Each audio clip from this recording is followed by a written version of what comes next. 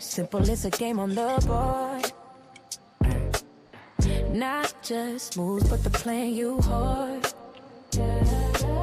Pawns to queens, yeah, the stakes are high. Think 10 steps ahead or watch time fly. It's chess, not checkers, every move's a test. Strategy and patience, bring out your best. No quick flips, no easy wins. The game is deep, let the match begin.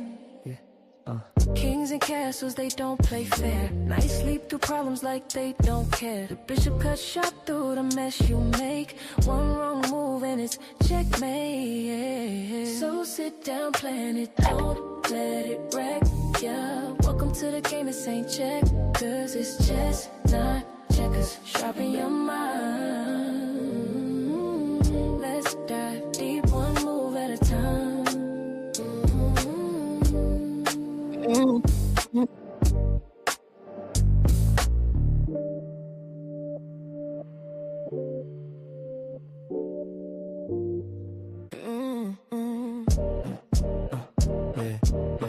Life ain't simple, it's a game on the board. Not just moves, but the plan you hard. Pawns to queens, yeah, the stakes are high. Think 10 steps ahead or watch time fly. It's chess, not checkers, every move's a test. Strategy and Good evening, everybody. Happy chestnut. Happy Wednesday. Hey, man. Look, what It's did a real you thing. It's a What real happened thing. just now? And while I understand, and you're probably like, well, what is William doing? Blah, blah, blah, blah, blah. I told you what I was going to be doing. Yes, I said I was going to be making me an old fashioned. I had to do which one could I be more pleasant on the camera with. In the process, I almost sliced my damn finger off. I saw you, and I was Oh my just God. I muted you because your ass was about to be a crime scene over there. I was like, oh, shit. Listen. Happy We Wednesday. are chestnut checkers, man. Listen, chestnut checkers, ladies and gentlemen. Happy Wednesday, Kristen. You want to go ahead? Listen, go ahead. Oh, okay. Happy I don't want to Wednesday, slice my everybody. damn finger off. Checkers Wednesday. We are excited to be here with y'all this evening. As we normally do, we're going to introduce ourselves. I don't know how y'all see us, but below me down there, that lovely, gorgeous woman in the beautiful royal color is our resident fairy. Lovey, say hey. Hey, my loves. And then over here to my left, this dapper gentleman with his very nice tie and suspenders is our resident fixer. This is the Black MacGyver, aka Scarf Boy, aka old fashioned nigga at this point. Like, listen, you see it's going down. It's not even a game Come right on. and I, of course, am Kristen Rare, since we are your wonderful Wednesday co-hosts of Chestnut Checkers, the podcast.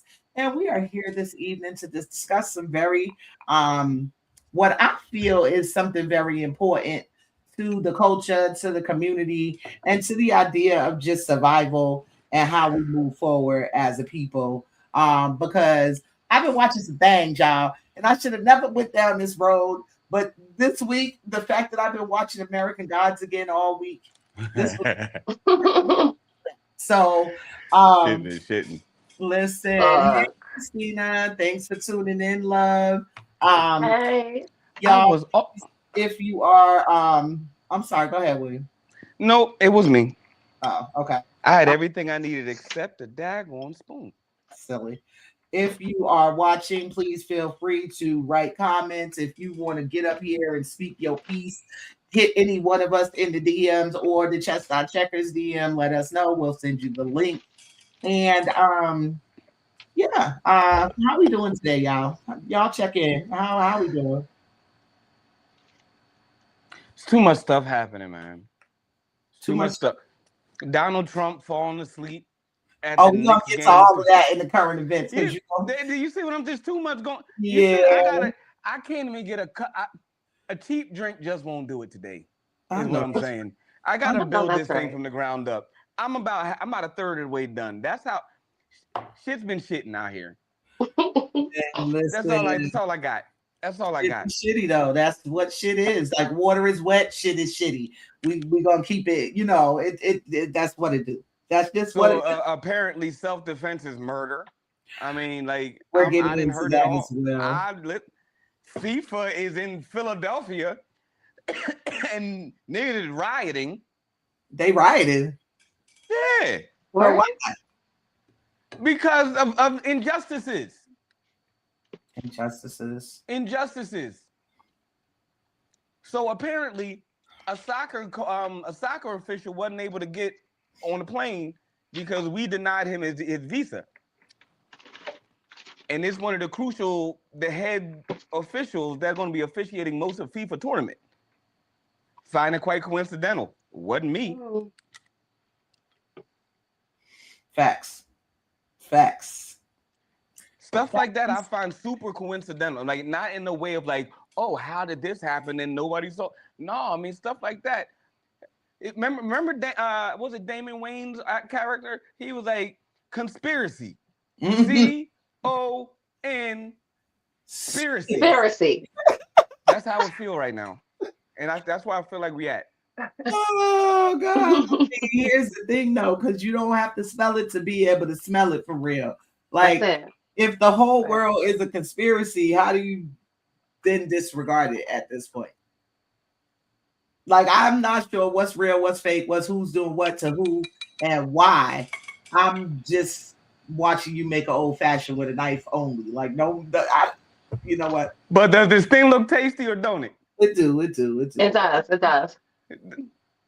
That's a tasty looking old fat. You're so funny. Moving on. Sorry. Okay.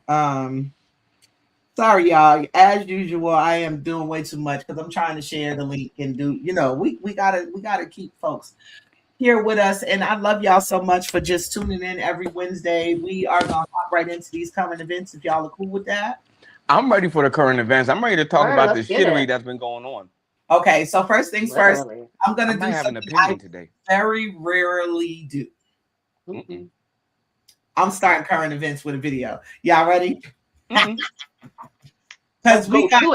we got our friend of the show. He needs to go on ahead and come on through here. Because we sick of his shit. Yeah. And here we're gonna talk about it after. Here goes the video. Come see me anytime they want, nigga. Shout out. Oh, Jesus. I'm sorry, y'all. Hold up. Sorry. Oh, Lord Jesus. Hey, nigga, did I just come out of the what? Closet? Shit, I been out the closet, nigga. Nigga. Been out that motherfucker. Why do you give a fuck about no closet? I'm the dead homies, bro. Shout out to the motherfucking agency, nigga.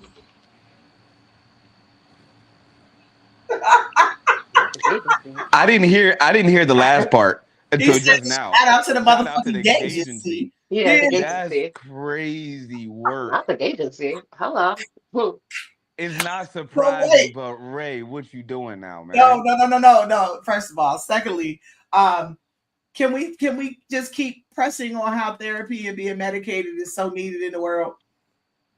Can we keep? Because Ray J, front and center. Come on, baby. We are in Men's Health Month. At this point, Ray J, when I meet you, the way you gonna get and y'all fix my life hug out of me, because you just the way you need therapy. And here's where it falls down for me, right? Ray J. Listen, come on, Auntie got to talk to you real quick, bruh. Hers.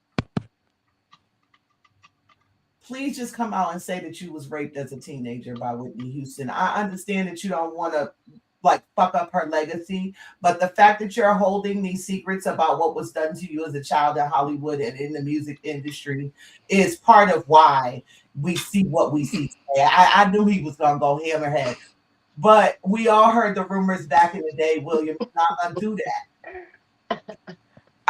While I understand your plight, damn, this is gonna be hard to say. I'm listening. And this is going to go against. So hear me out.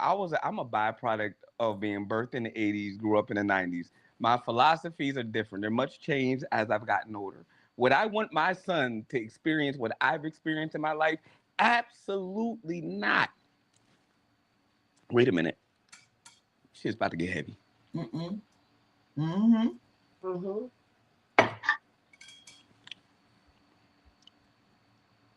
If fucking Whitney Houston as a younger child. Wait. Yeah. Oh yeah. Oh yeah. You ain't know I was gonna go there, did you? Huh? Huh? My Hmm? goodness. Well, Huh? yep. Huh? Okay. Mm-hmm. Mm-hmm. Yeah. If I fucking thought you had Whitney all Houston thought. as a Sorry, child. y'all. Look, I done put my dreads all over the place. Go ahead. Yeah. Yeah. We going there. Ooh, I'm ready As, to say it. So I'm outright. talking about. Now I see why y'all couldn't stop giggling when I was saying popped in the neck. It's certain phrases. You see how I only want to waste this thing was so damn good. I don't. Wait a minute. Now, fucking Whitney Houston is the straw that broke the camel's back in your early onset life. My friend, you've already been broken. And you know, I won't even cast aspersion on you, Ray J. I'm Don't gonna, get I'm gonna. yourself on the wrong side of history with this one, sir. Hey man, hey man. Right. If it was me, after smashing Whitney, Right. Okay. oh, I'm listen. So y'all know I will put my name in this. You, I will have platinum Johns. You ain't worthy. What? I'm just saying, bro. Like, okay, hear me out though. I understand that it's Whitney Houston and everything.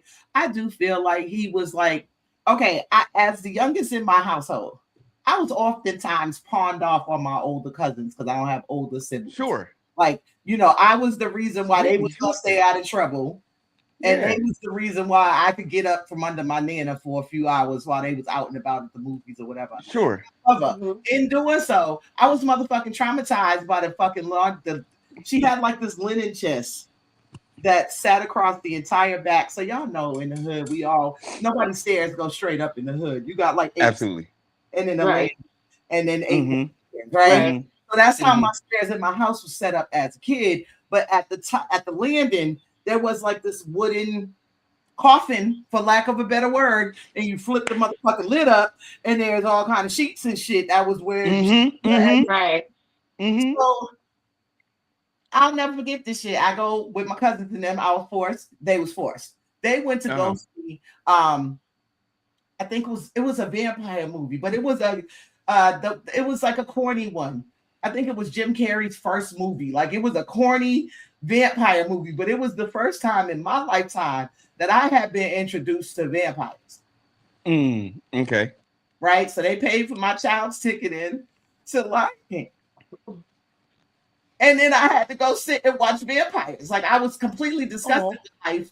And then also traumatized because I now think that there's a fucking vampire coffin on the top of my stairs.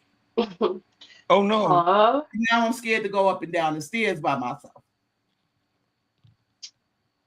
Because nobody would open the coffin for me to prove to me that there wasn't no vampire up under them sheets and blankets. Like in my mind.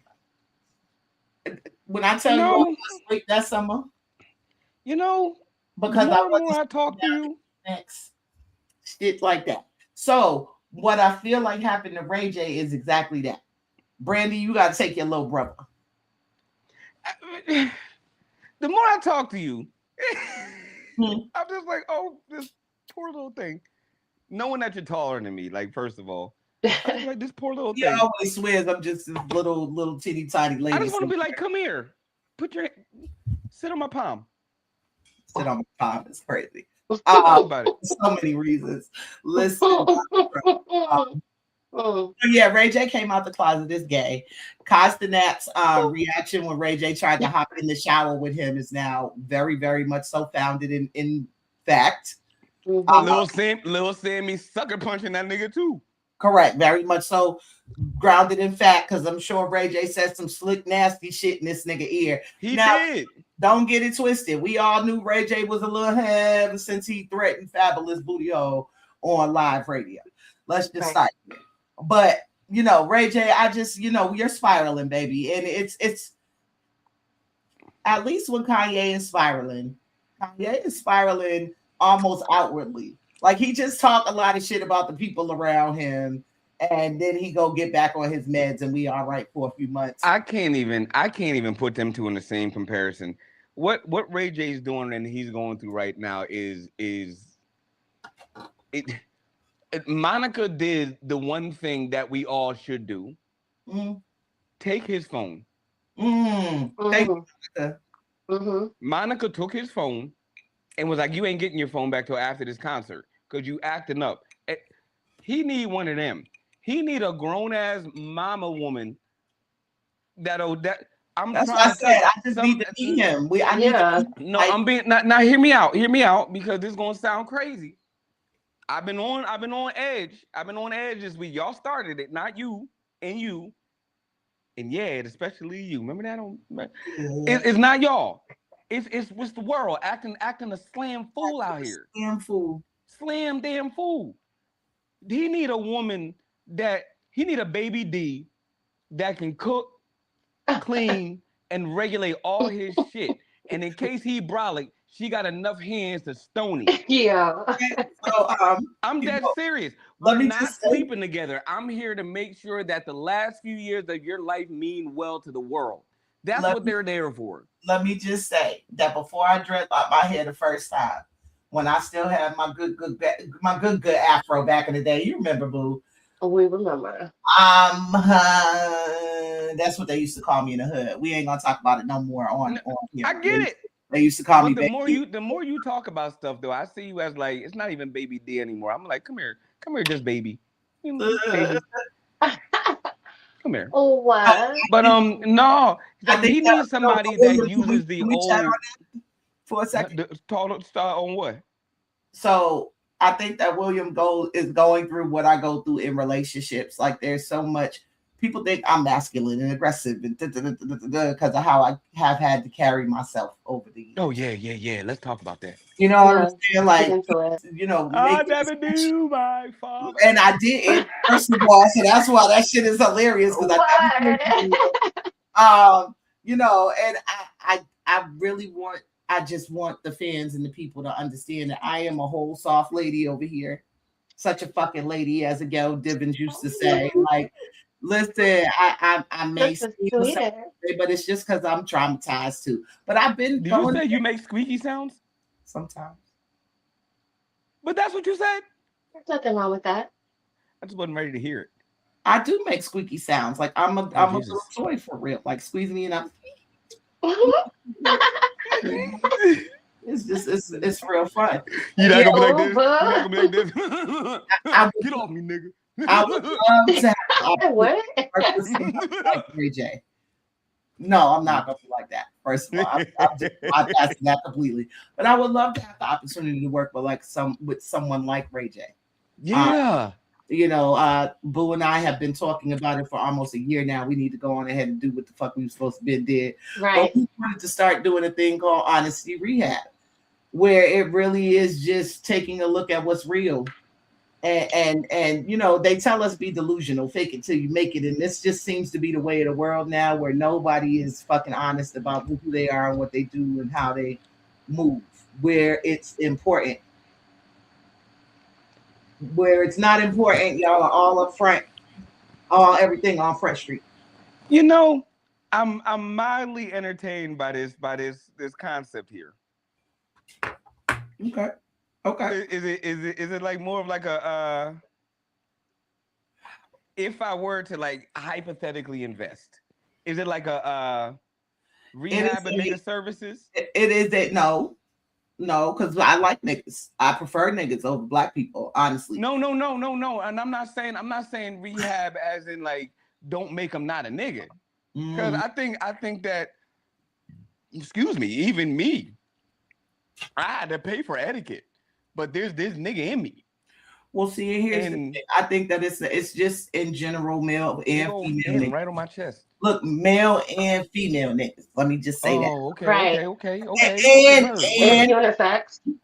And male and female bitches. Both. Okay? What's the prime goal?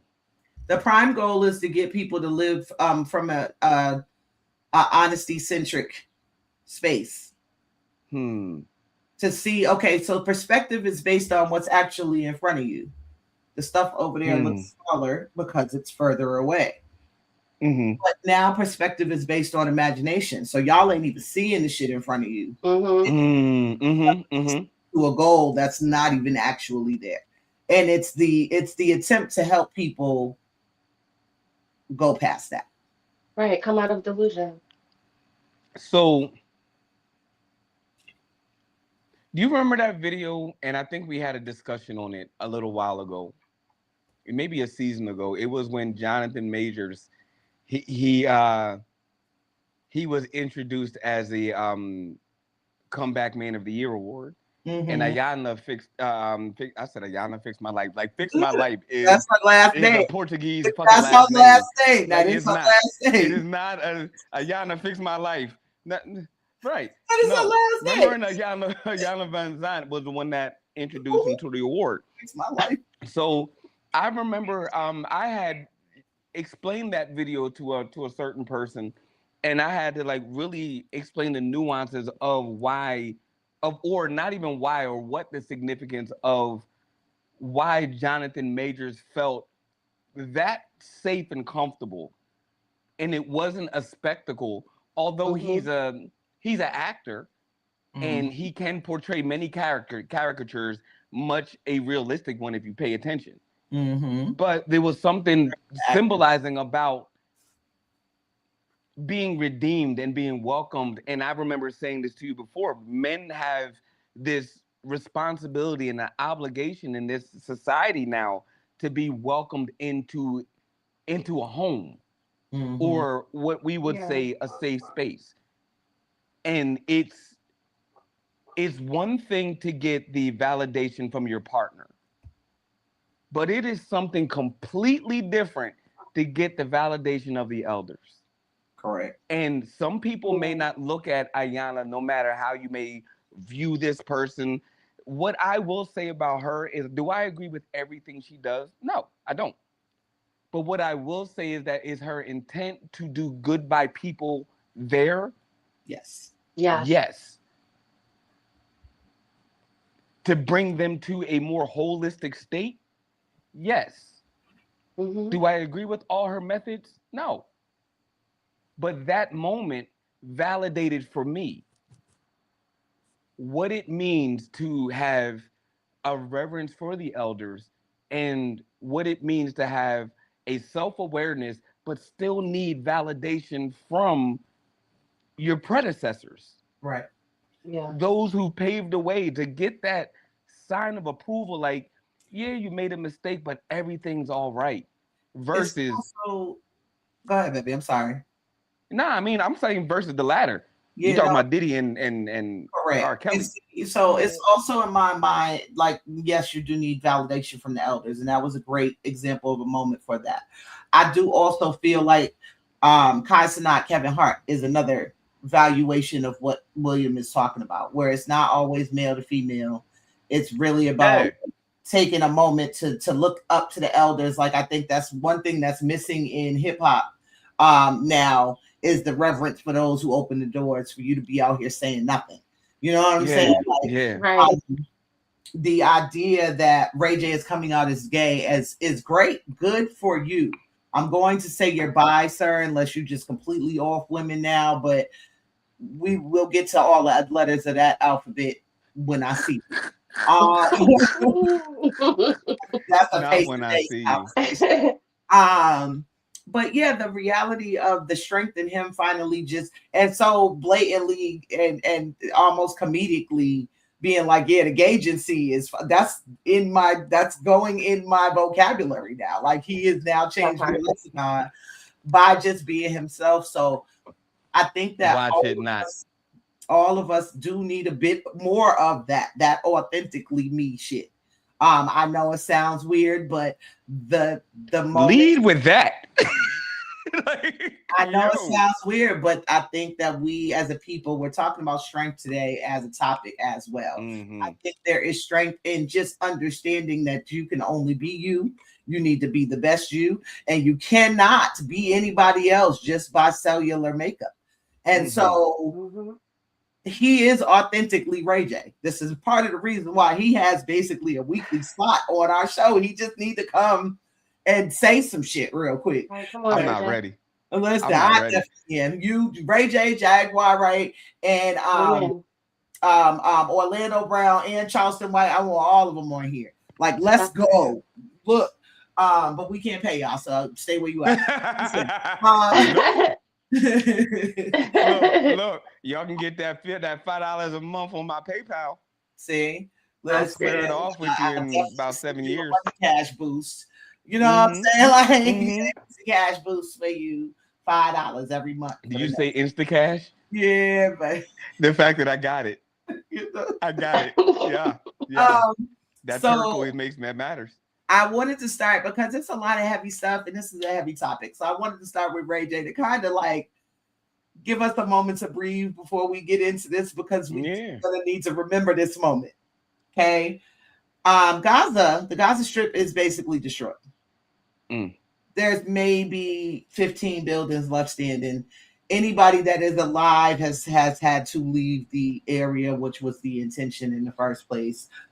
There's more and more videos coming out from the few people who are still there, who are saying that not only have they continuously bombed them over the last 3 years, they have now ramped up on the bombing, and it seems as though now the bombs are being aimed specifically at the United States reporters because they don't want the reporting to happen here. They don't want us to see what's being done by the people who are trying to oppress Palestinians in that land. I sent both of my co-hosts a video. In 2 weeks, we'll be breaking that video down as it goes to us. So we're going to go full in depth. We're going to give y'all timelines, death tolls, videos. Gaza Strip is a real thing. And sadly, I think this war in Iran has been trumped up, pun intended, to be a distraction from the genocide that's happening in Gaza right now. My people for oil. That's crazy work. Sounds very bushy. No, sounds very Columbus-ish. They're all related. My people for gold. They're all related and it all goes back. You have brought up that Jonathan Majors, and I wanted to bring up a current event, and it's just actually a TikTok trend that I have been seeing. Is this young man? It's just one young man, and I appreciate him so much. He's out filming nightlife in different areas. And whenever he sees a mixed race couple, he walks up to the more melanated of the two and just whispers to them a little fact of what happened in history in regards to the person that they're with. And did they know that? And ask her if her grandparents was a part of that. And walks away. Well, damn. I had a mixture of shock, old fashioned, and smoke in my chest. But had Jonathan Majors been caught out on the block, of all the videos you need to send me, I need that one. I'll find it for you. Oh my God, he did what? It was one of those things where I seen it on TikTok, and when I scrolled back, I went too far, and then I couldn't find it again. Motherfucker refreshed. Look, I couldn't. We gotta talk about that. Because that refresh shit is pissing me off. That motherfucker is snappy. Shit. So yeah, I think so. This dude. So no. You can't escape by that. Sorry. So this motherfucker sees. You know, I'm always gonna have questions. He sees interracial couples, like whether it's black men, white woman, or white woman, black. I've only seen the former. I have yet to see him do a black woman with a white man. I've only seen him walk up to black men and whisper, "Did you know that her grandparents?" If he can get away with that shit with a black woman, I'm going to be impressed. And that's probably why it hasn't happened. The men who the men who I've seen, I gotta find it. I'll go find it. The men who I've seen, their responses are often shock, in the sense of not shocked that he said it, but shocked that this is what really happened. And then he's like, yeah. And more than likely, her grandparents, if not her great grandparents, was involved. You may crazy, ain't it? Out who you dealing with before you get too into it. You know what I'm saying? And then he just walks off. And I just think that this is, as we were talking about, honesty rehab. Like, these are the things. It's not about. I understand, and me and my son go through this conversation a lot. And we're judging people by the content of the character individually. Yeah. That's the other part. Howsoever, yeah, the content of said character is the epigenetics of that family lineage. I want to get into it. I mean, I feel, I'll be doing the feel likes, but I feel like we can tie in some relevancy to current events to what this topic is. Oh yeah. Because it's strength and understanding, it's strength and knowledge. When you first proposed a topic, I looked at it and I had my perspective and I did my research, or my due diligence rather, based on how I perceived it. One thing that we have, ladies and gentlemen, is the right to freely think and perceive things how we see it. So yes, do we sometimes talk about matters that are important? Absolutely. I think more so when it comes from me, when I know that this is going to be a triggering conversation, I'll be like, okay, let me get your thoughts. Here are my thoughts. This is how I feel. Right. But moreover, things like this, like, we do our own independent research and we come to the table. What I will say, hats off to Kristen, is that she brings some videos in that completely blow up and detonate where my first perspective lied. So and I have a couple. I think, I don't know that these. There was a few of them. Yeah. But when I first saw this topic, and we're going to get right into these videos, because I did this on purpose. We got several current events left too, so we'll tie it all in. We're going to tie it all in. When I first saw the idea of strength, I looked at all the first I went to synonyms. What is synonymous with strength? Different words that the common person would use, or at least process or understand. And then I went to, okay, how does it pertain to what I saw as a child? And then I was like, okay, did a little bit of note taking on that, hella notes on that. Okay, how does it pertain to as an adult? And it looked completely inverted as how I saw it as a child. We're going to get into that too. But with the shit you sent me was like, if I were an insecure person, didn't have a stance on what I believe foundationally, I would have taken all my notes, crumbled them up, and thrown them away, and I'd have been angry. Rightfully.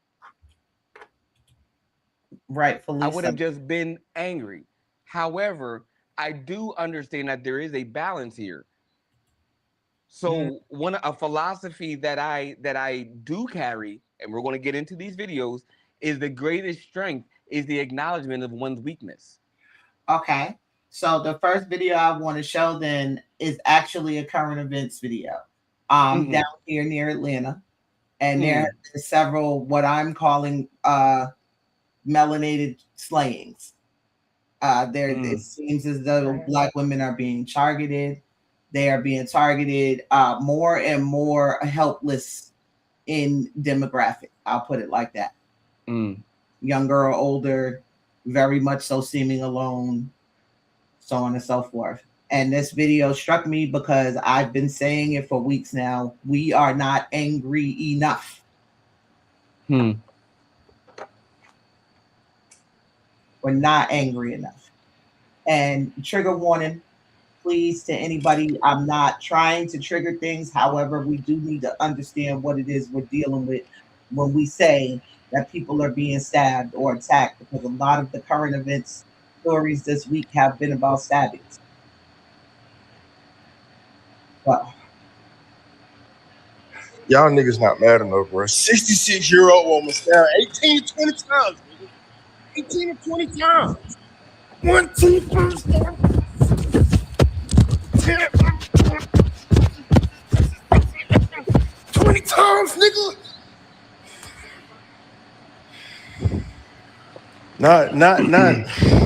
Not right before Men's Mental Health Awareness Month. No, sir. I'm finna crash out, nigga. Nigga, my grandma be riding tomorrow, nigga. Man, we need the Hebrew Israelites. Y'all the men of Atlanta. Y'all the organized men. I salute it. Like, no funny shit. Y'all need to patrol Martyr, bro. We need extra protection, bro. Like, let's do it how the Panthers did it. They protected their home. Fuck what y'all talking about, an incel. Man, this shit's CIA, bro. I don't even think like that, bro. But damn, bro. A femicide? Nigga, I ain't never heard that word before. Nigga, it was just Mother's Day. Fuck wrong with y'all niggas, man? Y'all niggas got some inner work. Y'all niggas gotta do shadow work, bro. Y'all niggas gotta look into yourselves. Look into the skeletons in your closet, bro. I'm gonna stop it there because he just goes on further into his own emotion. No, it gets real graphic. I thought that was the more important part, in my opinion. Yeah. Okay. All right. Hold up. My bad. Because I get the rage, but go ahead.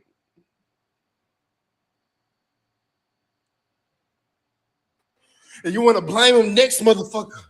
Hey, bro, it's cool. It's cool. You gotta do that shadow work, my nigga. You gotta do that shadow work. But what you don't do, nigga, is take out your frustrations on the woman, bitch ass nigga. Now you can stop it. So I didn't want to get to the name calling part of it because that to me diminishes the message that I'm trying to send. I get it. Yeah. I get it. And so no. I just want to, and I'm glad we put it up here because all I can say is, like homeboy said from New Jersey Drive, I'm glad to see you there, son. So here's the thing for me though. The feeling of rage and passion, frustration, anger, the ignition of it all that sparks the catalyst of emotion towards an event. I get it. I am not a long fuse person when it comes to that. You can't have me erect in a sustainable state of rage and small things happen. I'm not that type of person. I poison you, you die. I set a bomb off, shit explodes. You know? Yeah, simple. I cut your head off, like, or I save you from such things. I guess my thoughts come from like, okay, we get frustrated and we get angry all the time, but where is it directed? I think it's direct. It should be directed where he said. If you're so angry that something is not being done about women in your community, being a femicide is crazy, but that's exactly what it seems like is happening. So we got genocide going on in one space, but femicide is wild. And between the regulation on our bodies and then now just the out and out attacks on women that have been going on for years now, they're ramping up, if you ask me, because it was a dude running around New York punching bitches in the face. Right. I mean, and I do hold those things to be true, like, and I'm not diminishing it. And when I say scarce, it doesn't mean that it's not known to our society as true, because again, we've seen it. But right. I do remember a time when there was some sort of ownership and accountability. You know, and I think that those are things that I found synonymous with strength. So are you saying that the ownership and accountability belongs to the attacker only? Or No, no. Okay. no. So here's what I've experienced in my lifetime. I grew up knowing my neighbors. I grew up, if I played knock knock zoom zoom, who I played knock knock zoom zoom with happened to have known my mother or father in some capacity, and I got my ass whooped from the top of the block home, and I was 4 blocks away.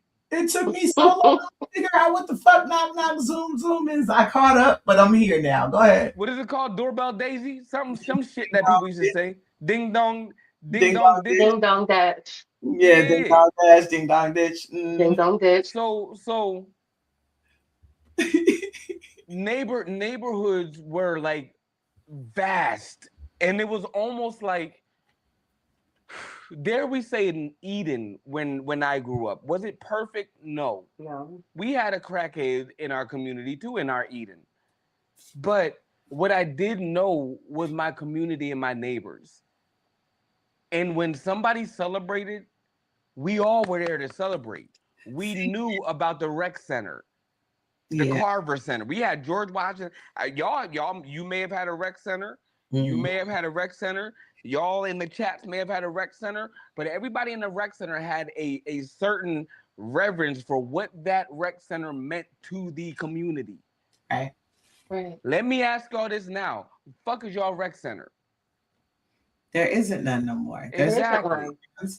There's no rec center, community center. How? Here's the thing, though, and this is the same thing I say about the music. We got to stop comparing. Michael Jordan is the GOAT.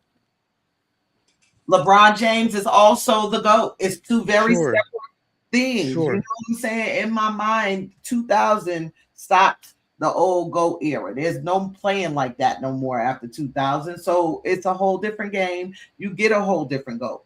That's fine. The 80s and 90s were a different time. Yes, I live in the exact same style of neighborhood I lived in as a child.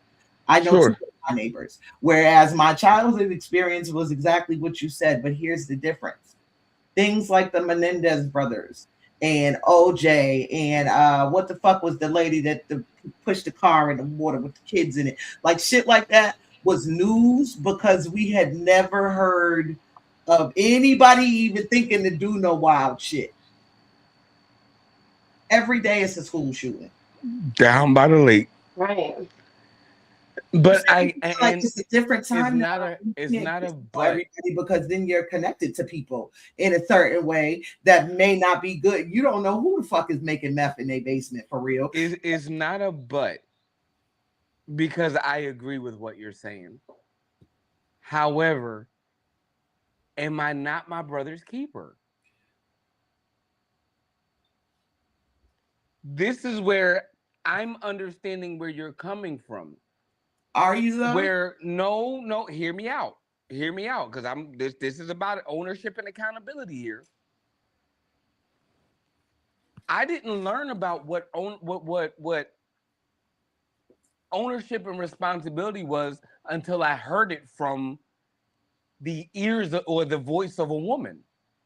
Now, I've seen it actions of many men in my life, in what made them feel successful, what made them journey towards their dreams and ambitions, or whatever the case may be.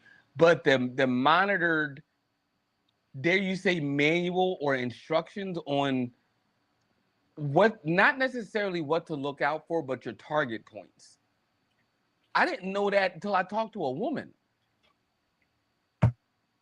You know what I mean? Like it was foreign to me. I thought that, like, all right, if I made enough money, boom, shit changes. Yeah, shit changes, but how are you going to feel about the change?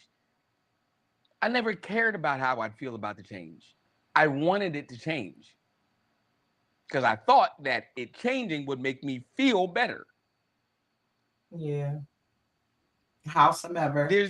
There's an equitability there. There's strength in that equitable bypass if and in fact you can create it. You know what I mean? Like we talk about money all the time. Inflation's up 4% more.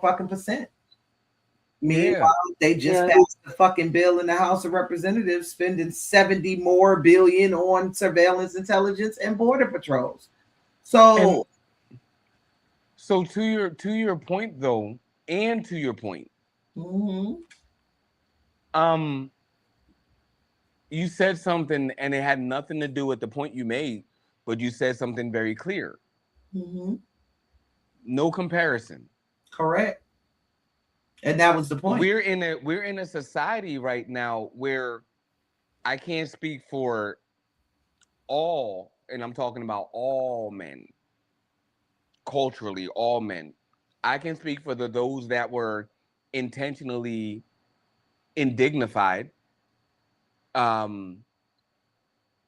inverted, castrated, dehumanized, maimed, and if they happen to fight away from those five, they were hung, slaughtered, made an example of for the next generation, or for the women to see so that they can become hardened to the idea that we endure suffering too.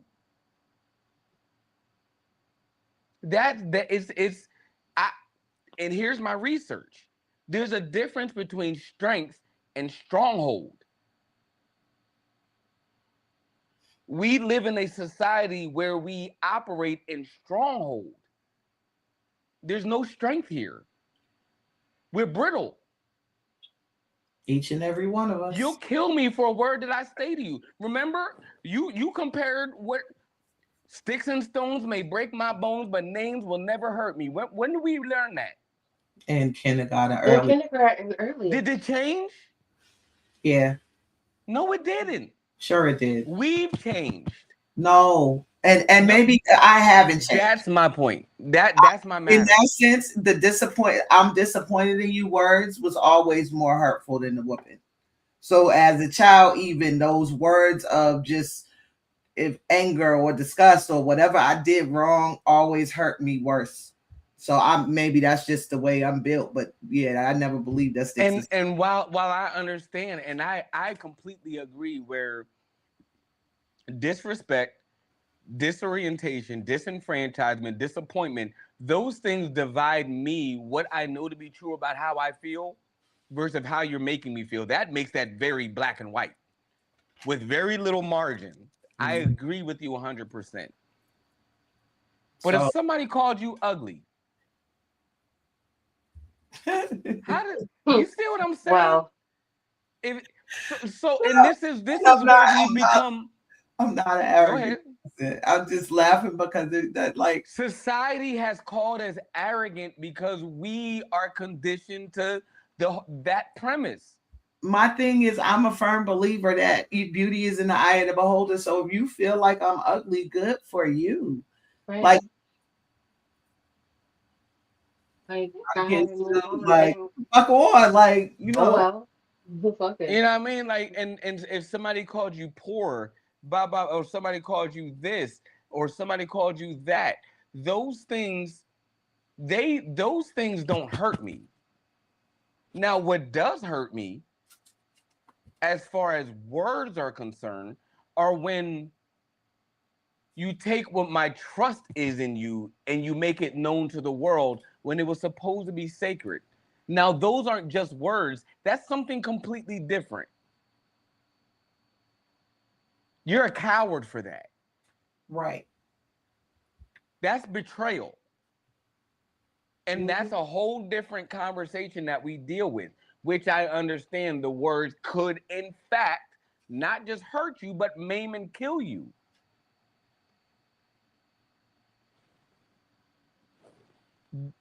Be kind. We're in that era. Thank you. I digress. I want you to talk about that. What, being kind? It's just as free as thinking. Yes, ma'am. I want you to talk all about it. Listen, that is the strongest thing I've ever done. I've busted my knuckles up. I've broken wrists, pinkies, thumbs, hands. Can't feel this side of my face and lost teeth. Motherfucking eyes is bloodshot. People think I drink and they're bloodshot from fighting. The shin's been fighting, strength, trying to compete my strength. When I learned kindness, yo, man. And see, I want you to talk about it. And no, I want Lovey to answer me a question actually, because I feel as though we talk about perspective a lot. And I'm so glad that we have perspective from both sides. I get sick of the all male, all female podcast sometimes because it's not enough perspective in my mind. Lovey, is it just me, or is it that we have to live in that space that they get to choose to live? I don't think it's just you, but I do think that the mindset of us in our era, it no longer is weighty the way that it needs to be. And it's disgusting. It's sad. Yeah. It's almost embarrassing that kindness is so, it's like, here's a, why are you being so nice? To the point literally. Even be nice to where a motherfucker think you want to sleep with them or right. It's like it's flirting or something. no. Like I didn't say all that. Coveting is a law. Yeah. Coveting is a law. And it is shameful that a lot of the issues that we speak about on our show here all boil down to just be kind. Like we used to get that little blue box on a Friday night with some snacks, and you open that bitch up, and the first thing you see is be kind. Ooh, be kind. Rewind. So that the next people behind you don't have to go back. Like to this day, I get aggravated when I go into work and I gotta erase somebody's name out of the box where we clock in. Like, just erase your fucking name. Why do I gotta come in and clean up behind you? You know what I'm saying? And it's simple, just consideration for the human factor of it all. Consideration. William, you are needed, sir. Consideration. Y'all know me. Y'all know me well enough. My favorite thing to do, and it's not my favorite thing to do, is something that helps me keep things in my pocket that are safekeeping. Consideration, compassion. That's too far. What? No, because a lot of times. No, I'm interested. Because I put them, a lot of times there's a huge difference in my mind. No, and they are a huge difference, no more than a grape is to a banana. But I put them in the same basket of fruit. I'm interested in what you're talking about. Consideration is personal. I have to consider William's feelings when it comes to certain subjects. He has to consider mine. We have to consider Lovey's, and she has to. It's personal. Compassion is widespread. Compassion is always a blanket statement that somebody's asking for.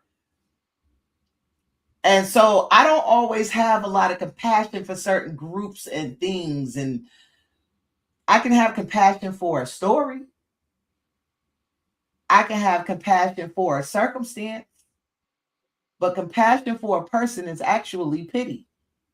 And I don't believe in pity. So I'm more considerate than I don't know. I'm an empath too, so it's very weird because I'm an empath, which makes me less compassionate because I really do. Oh, it was tricky for me. I'm like, you one of the most compassionate people I've ever seen in my life. What was the movie, boo? What was the movie with Taraji where she could hear the niggas' thoughts? Think like a man. Oh no. Mel Gibson had a movie just like it. Yeah. I'm sorry. It's not What men want. What men want. What men want. Yeah, what women want and what men want. Yeah. So as an empath, I can part of what I deal with is being able to read your energy well enough to understand that your story don't match. And that kind of precludes a lot of the compassion. Well, when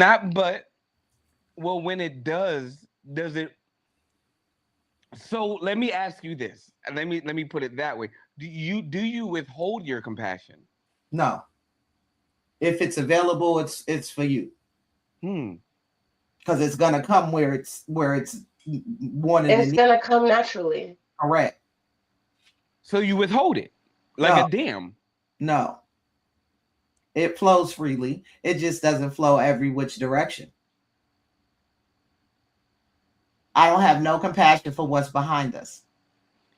So you would call that you would call that boundaries? To an extent, yeah. I have boundaries on what I'm willing to be compassionate about. You remember how I was with George Floyd? Like, it's just not. Yeah, that's what I'm asking you. That's what I said. I'm gonna call out something because I just heard you. No. You know what I mean? So and again, this is not. I'm not putting you on Front Street, nor am I I'm going to throw myself out there either. Well, I will throw myself out there no more than I would you. And I said, like, you're one of the most considerate and compassionate people I know. Personally. With you. And that's why you had asked me a question. So that's what I was asking you. Is it a boundary? I don't want to make a sound thing on it. Like, it's also part of why I laugh when you said, well, what if somebody calls you ugly? Because 9 times out of 10, if somebody is calling me ugly, it's because I was ugly to them because it was a circumstance. So they might be calling me ugly for a real reason, and it might not have anything to do with my looks. And so that's why it was a laughable question, because there are certain people who gonna say I'm ugly, and that's cool. It's certain niggas that's gonna get called little dick, this, that, and the third, and that's cool. It don't be true. Motherfuckers just be spinning their own narratives to make themselves feel better. I had a baby mom try to call me, yo, you little dick, and then she apologized. Well, you know, you only say that without it in your mouth, then you can't say that. Stop that whole conversation. Like, it was a whole full-fledged, like, this was like on the years when I was That's like, always how it goes. When I used my to do early 20s. Like, I would never say it was little, but I'd call him a pencil dick. Yeah, like back in like my early 20s, like when I thought it was cool, and I'm just like, this shit ain't cool. Yeah, you little dick. I was like, nah, man. Like, I'm sorry.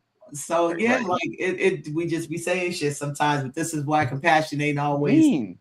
Now, well, seeing this is where being kind is not a thing that's gonna happen in the midst of an argument. Well, no, that's not always true, because I have not all the time. I have not said some things, and that was the kindest thing I could do.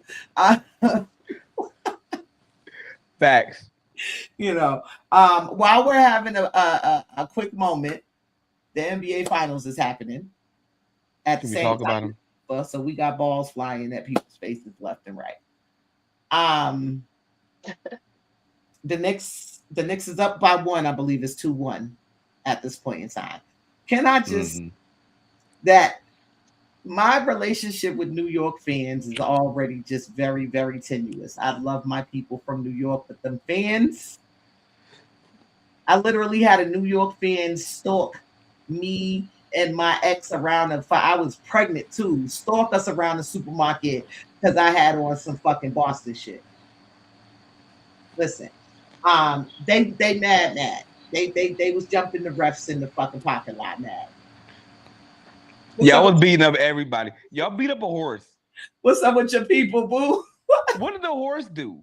What did the fucking horse do? What did the horse do? The horse was walking down fucking Hudson Drive, and you just listen, the fucking horse. Some of them are a little bit fanatical, a little bit obsessed. Now, to make the horse stumble, you got a hellish physical strength for that. But you're a coward for punching a horse. New York won. Pow! Like, what the anything related to a spur could catch it, nigga. Anything related to a spur. That horse had spurs on the you ain't playing the Bucks. My nigga. Screaming. Ain't no Mustang out here. Clydesdale. Clyde the Glide retired in the 90s. Can I just say that the best thing punch that a horse, my nigga? What? NBA Finals so far is Reminisce, aka Remy Ma. Have y'all heard this verse? Punch a fucking horse. No, you didn't hear Remy's verse. So French Montana, Max B, and Remy Ma got together and did a little song to celebrate New York because we in the finals type shit. And like the second line of the song, she said, I told him to find somebody to play with. He Find something stupid, someone stupid to play with. He picked you. Ouch. Yeah. Nasty. So the best thing to come out of the final so far is this Remy verse. If y'all haven't heard it, go. She on top tier game right now. Really? Yeah. I like that. I honestly think, and I'm a Sixers fan. I'm a Phillies, all things Philly. Everything else is secondary, but but I'm not a fanatic. So I'm not mad if the Eagles lose. I'm disappointed that y'all asses should have won and y'all acted like y'all couldn't win. I'm a That's big, what I'm. I'm Right. a fanatic. Mm-mm. Now track and field, that's a different story about me. But football, like basketball, baseball, all those other ones, hockey. No, I can be a fan of my city, but then be like, you know what? I like the Ravens. Oh no, fuck that. You know what? I do. In fact, I didn't like the Patriots until we Damn busted it. your ass in that Super Bowl. I can honestly say now that you know what? The The violence. building that y'all doing, I fucks with the building that y'all doing. Agreement. I fucked the building too because we got all the way to the Super Bowl and lost, and I was so mad That's for what I'm this. saying. I was So why you gonna put the finger at me? Like I fucks you with you y'all. you had to bring up old shit, and I didn't want to Well, talk well, about this. well, She well, just how said come she y'all get was to a bring up fanatic. six She couldn't rings, help it. 7 rings? You get, I get to bring it up for you. Yeah, I get to bring up 7 rings for you. And one of those rings was by nature of my team. That hurt. I was disappointed because we should have won that. Twice y'all did that shit to us. And here I am saying, you know what? So you I know what? fucks with the Patriots. Cool. And we're gonna leave it at that because I fucks with the Patriots too. She ain't say the Eagles. Absolutely not. Um, Yeah, you motherfucker! so while we're talking about Phillies over in the Philippines, there was a Oh 7 Jesus!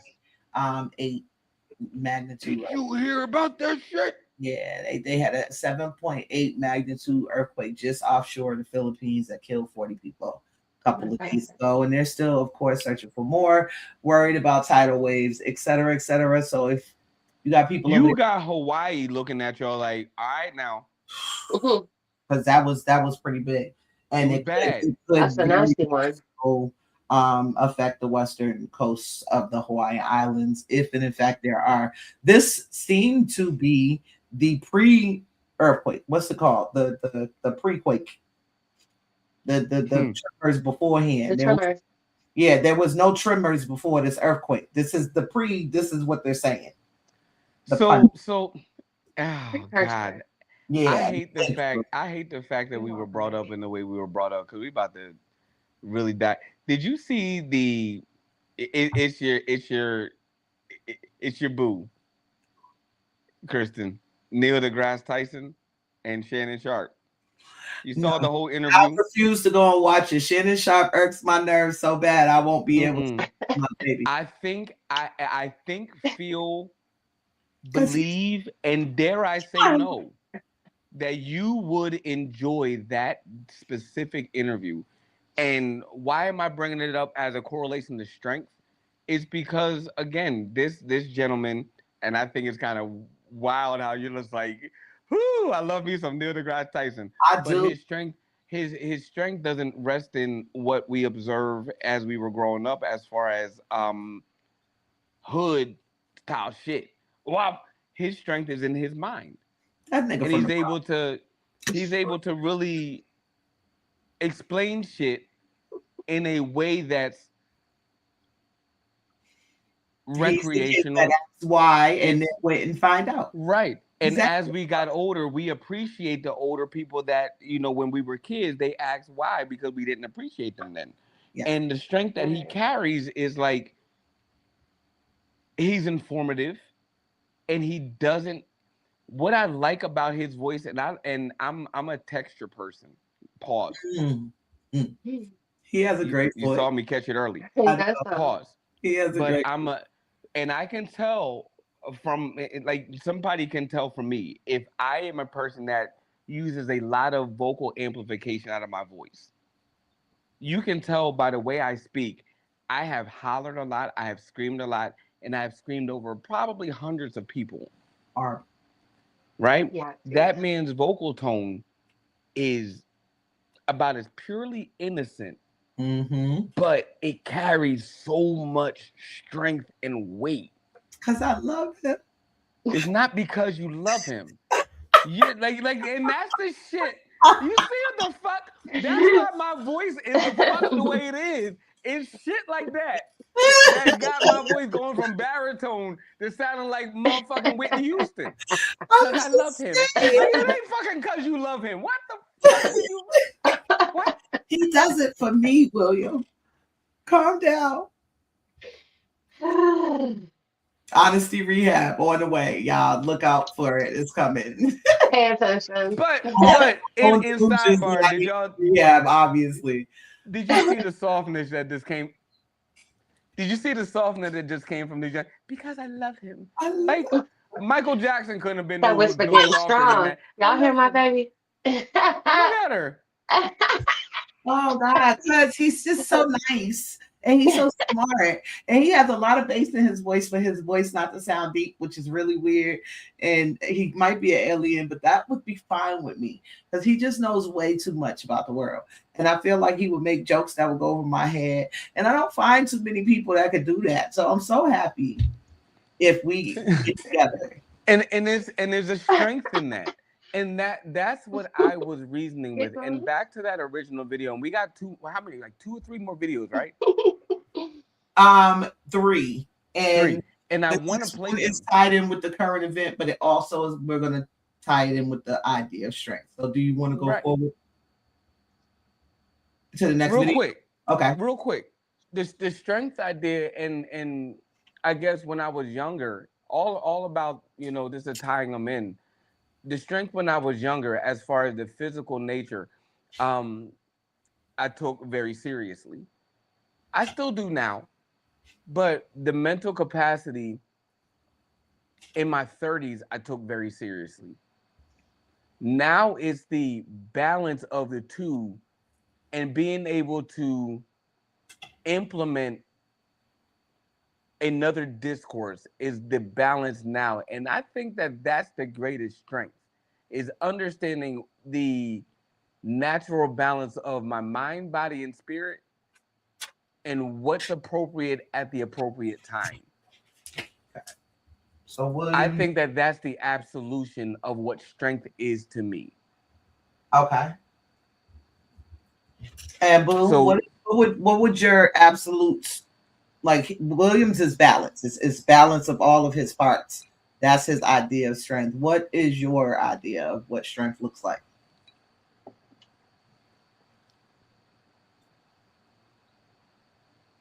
I guess I would categorize strength as a level of wisdom dancing around with endurance. Okay. Hey, Kristen, what do you view as strength? For me, strength has nothing to do with anything physical.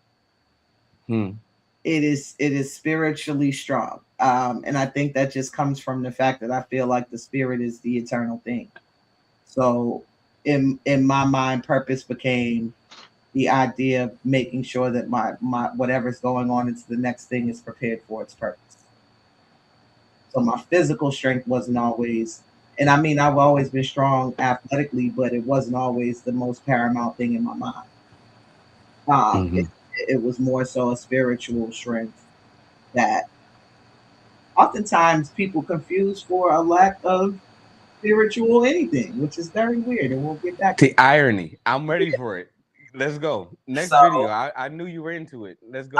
Our last current event, and William brought it up earlier. So for y'all, if y'all don't go motherfucking do some research, Carmelo Anthony, the Knicks player, the basketball player, did not kill nobody. And yes, I'm yelling at y'all because I'm so tired of this shit. Carmelo Anthony had to make a fucking video letting y'all know he was not going to jail. Because that's how many people was tagging him to the current news that's going on. Lord Jesus, I can't tell a C from a K. Listen. So there's a young man named Carmelo Anthony who, with a K, um, with a K, yes, who probably was named after the basketball player with a C, whose mama or daddy had a K in their name and tried to get fancy because he's around that same age as when Carmelo first started playing and getting popular. Anyway, he basically gets into a fight with a young man at a track meet and winds up in defense of himself, allegedly, because they have ruled differently, stabbing this young man who then those wounds became fatal. Sad story all the way around. Carmelo was a senior. This kid was a junior, 19 and 17 years old. There was a racial element.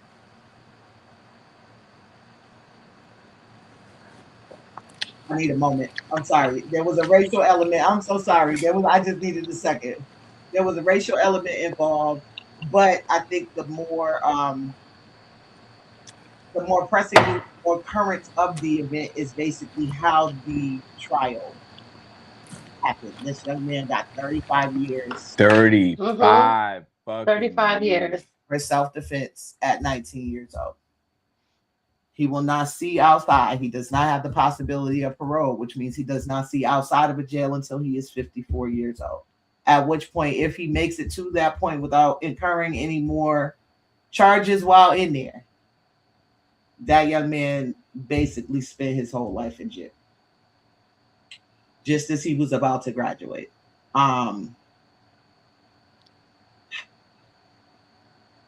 There's so much conspiracy involved in this at this point that it kind of pisses me off, but it's because it's not conspiracy. There was a gag order placed so that black media couldn't see. There was 21 witnesses, none of which claimed to see anything. I'm gonna repeat that. There was 21 witnesses brought to the stand, none of which claimed to have seen anything in the. I mean, and again, it's very difficult, especially if you've never really been to that style of function. The level of tents that are at a track meet, it's so much stuff that can happen at a track meet. Like, I've known folk get pregnant at track meets. Mm-hmm. Like, tents are a thing. And again, the track meet isn't like a 4-hour football game or a 3-hour football game. You're getting there at 8:00. You're not leaving till at least 7:00 at night. You're spending the whole day, and that's one day if it's a one-day event. Sometimes it's 2-3 days.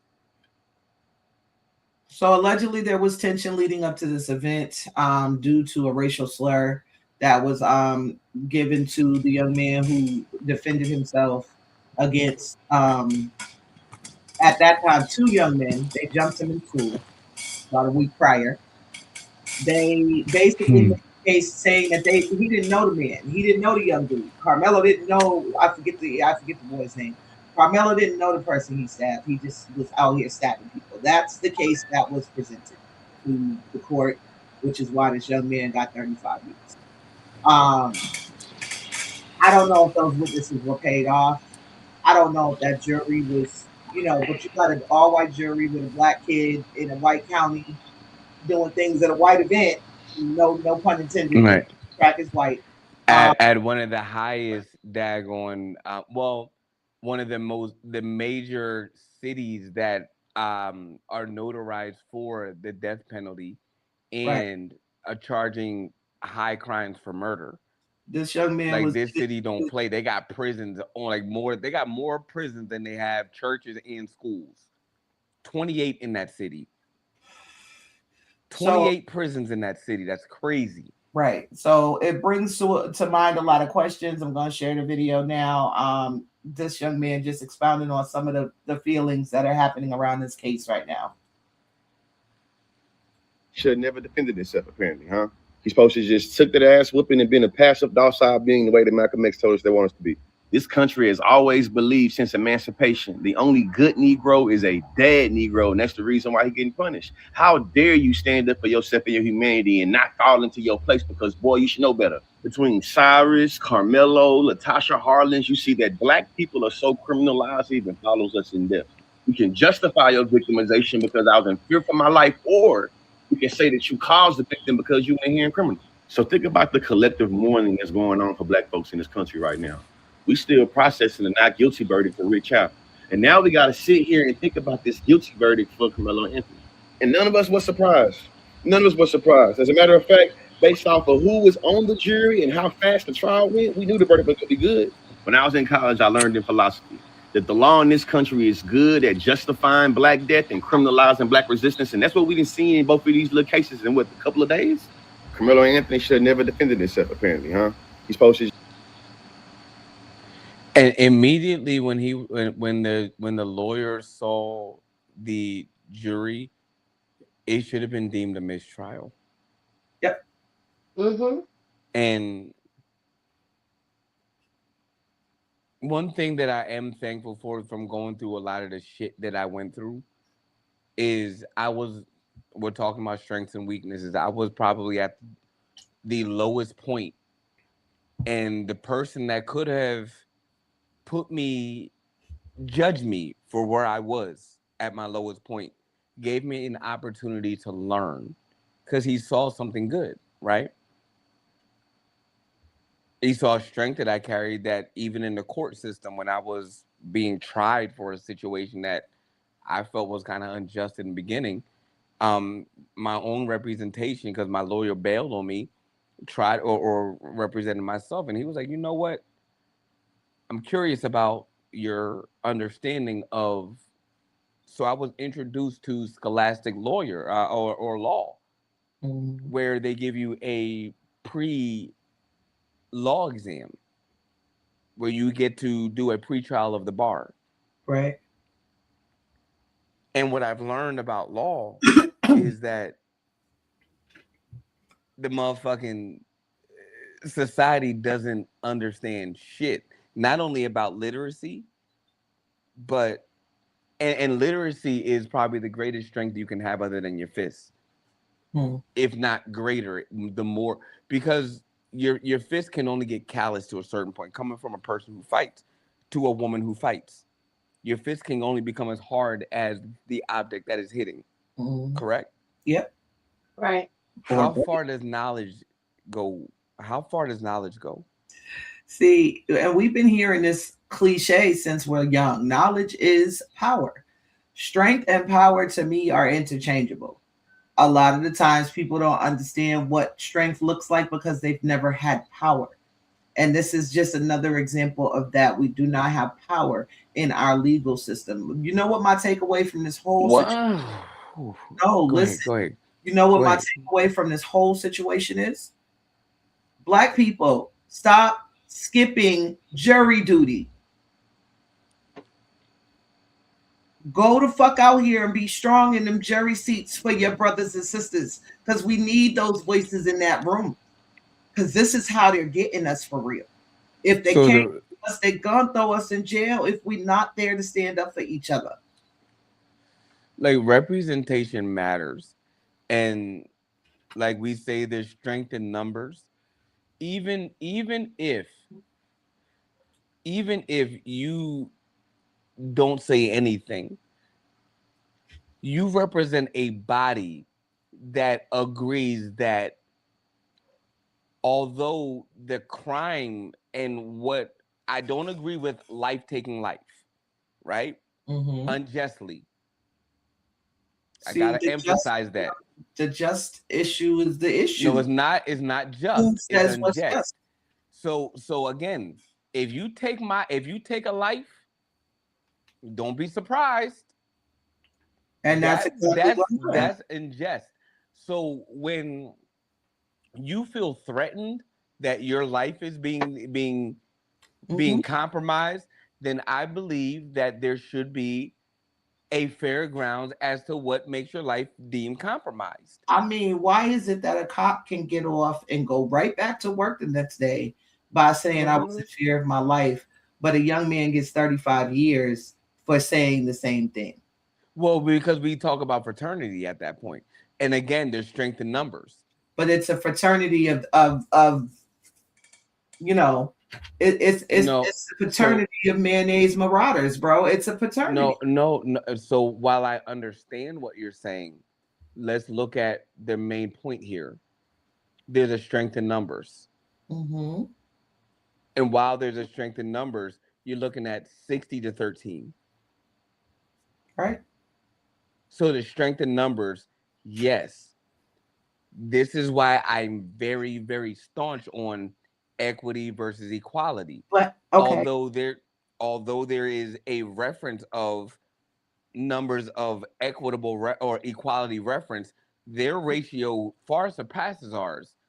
What culture sustains this nation? Black culture sustains this nation. The equity sustains this nation. So what is more potent? What is strength? Equity.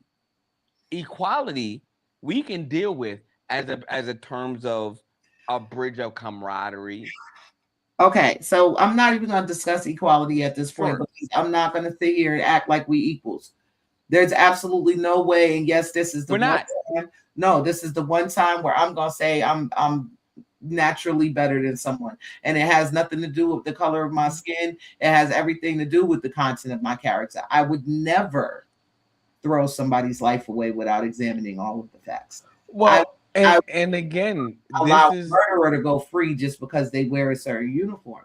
Like this is where we go to the strength, and we go, and I'm foundational.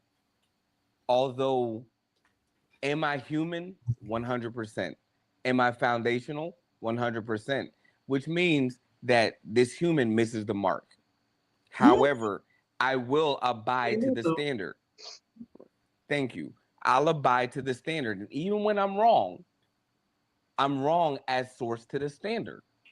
Your perception or perspective may have carried me to the standard, which I should have been abiding by all along, the whole entire time. Why is this important? That young man, while and contrary, while I understand that he admitted that he didn't know him, I have run track and have been a part of the track community since I can't count at this point. I would say 1993 is when I stepped foot track to Spike. Mm-hmm.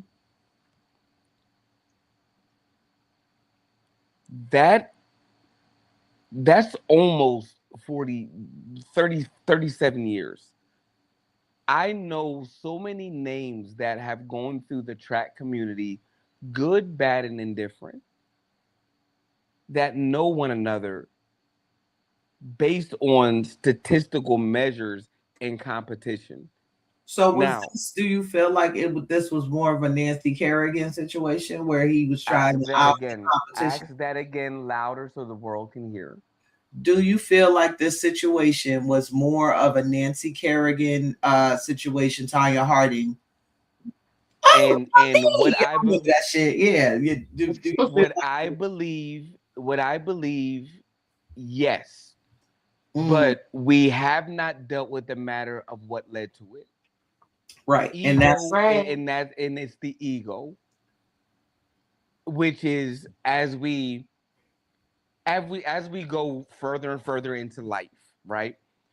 We understand that strength is in humility. And there has been people that have gone against what humility represents to, you see what I'm saying? And what I look at is, how? So me proving I have no reason, and this is, and I'm trying to sound as humble as I can with telling the truth about who I am.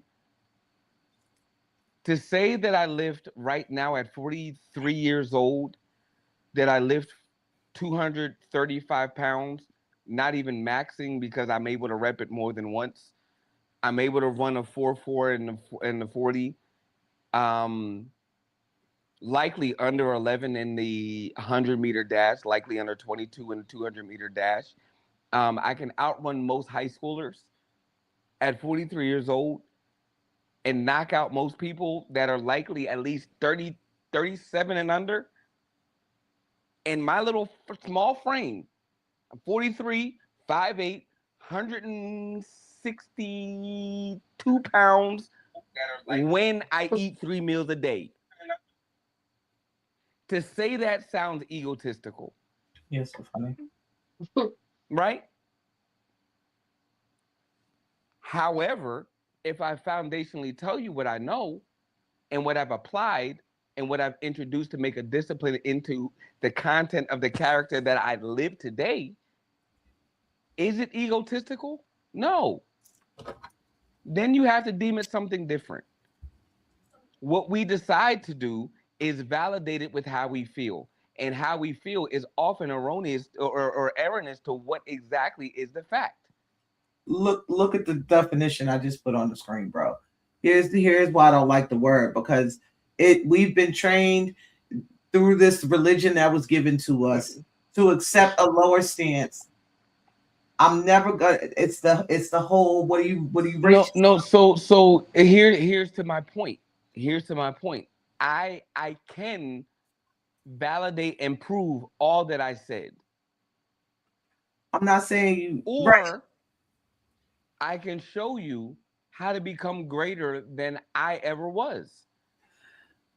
Sometimes the validation and proof is the showing. Hove said it. Hove, I'm trying to give you niggas $1 million worth of game for $10.99. Like nobody Right. listening, and then it's arrogance because nobody's listening. So here's what I would deem ego and arrogance in that moment. Ego and arrogance in that moment is Jay-Z taking one of his tracks, taking all of his ghostwriters, putting together an ensemble and a compilation of all what the world would want Jay-Z to encode or encrypt lyrically, and then he sell that thing to Meek Mill, to Kanye, that's egotistical and arrogant. Spitting game, giving me the recipe and the instruction of what you, Hove, the billionaire, failed to identify. That's motherfucking, that's humility. I mean, listen, I don't necessarily agree that there's strength and humility in this era, in this space where we are as Americans. I don't see strength coming from us being humble. We have been taking the humble route.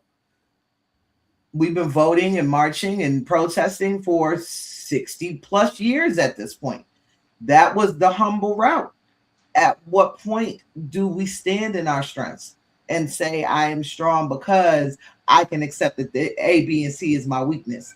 I am strong because I can accept as opposed to saying, no, I'm only this, or I'm just that, or you know what I mean? No, we have to, there has to be some self ego. There has to be, and not ego in the sense of like there has to be self regulation. You have to know what you're good at. And that's not say that part again. There has to be self-regulation. Like you have to know what you're good at, you have to know what you're bad at, and you have to be willing to stand in that. Either way. I guess. Okay, Iceberg Slim. Part of me doesn't agree with that. Part of me does not agree with that at all. And here's the thing. The game is supposed to be given to the ones you don't want to be succumb to the game.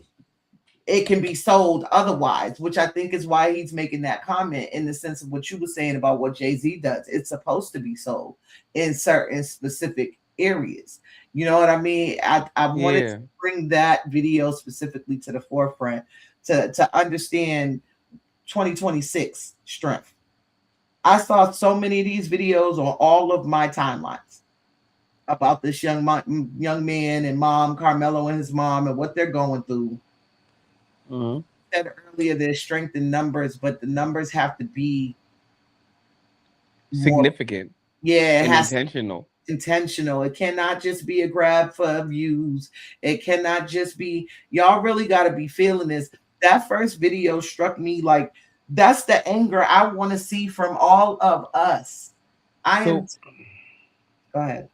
No. It lapsed and it interjected my thought. But go ahead. I'm tyrannically moving around the world trying to get people to see what the world is. We're taking out each other, and meanwhile, the earth is taking us out too. Like, we ain't even really prepared for what's about to happen. It's about to be the hottest summer on record. People are already showing videos where the fucking soles of their shoes is melting to the ground. The strength needs to come from community. That's where you're right in numbers. However, you can't find two people like-minded enough. The fact that there are the three of us here, like-minded enough to have community. Where do you see that at? So that's when it becomes the strength is understanding that, okay, even Martin agreed that the equality movement was wrong. Mm-hmm. However, and I've said this, and my responsibility is not to exasperate my emotions on anybody, but I've said this quite a number of times. My responsibility is to be the equal part to who my partner is. And although this is not a conversation or a podcast on relationships, it's necessary. If you scream,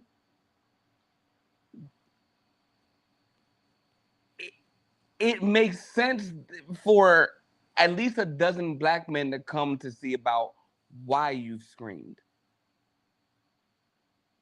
Why isn't it the case? The What did you say?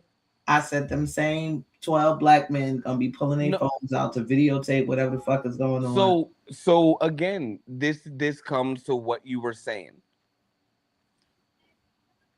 I believe that I've just got experience in living a life that's been very rugged and a life that's been more intentional and more sincere. Um those that are, like you said, pulling out their phones, and they have not experienced hits to where they can sit down and um have compassion to say hits hurt, and that's not necessary. Why? I see way too often more parents, whether it be male, female, it doesn't matter. They're more prone to say, let me match my child and let us dress alike, rather than saying, you know what, let me identify that I'm afraid that society is going to take hold of my child, and the desire that I have for my child will not come to fruition. And the reason for that is because I am ignorant myself. I've operated too long in fear, See, and that's I've maxed it in that's barbarism. And I'm not speaking for moms. I know nothing about moms. What day is it? The 10th of June. And for those who don't know, it is Men's Mental Health Month. I can't, and as a man, I will never, and I haven't that I consciously can, and I understand that those that may not understand my reasoning may go back and watch and realize that I've never spoken on a mother, my opinions on you, my feelings. Oh I no, can't even speak on a woman. that's not what I was saying. So what No, Luck and said I here know. is Go ahead. very, very poignant to what you were saying. So I was trying to get her point of view as well, because it's true. I agree with what she's saying here. I think that that idea that the burdens are left because they look like they're holding it well. Mm-hmm. And part of what I was going to say is to that point. When we look at the design, I look at strength as balance. You look at strength in one way. Lovey may look at strength in another way, and it doesn't make any one of our equitable parts wrong.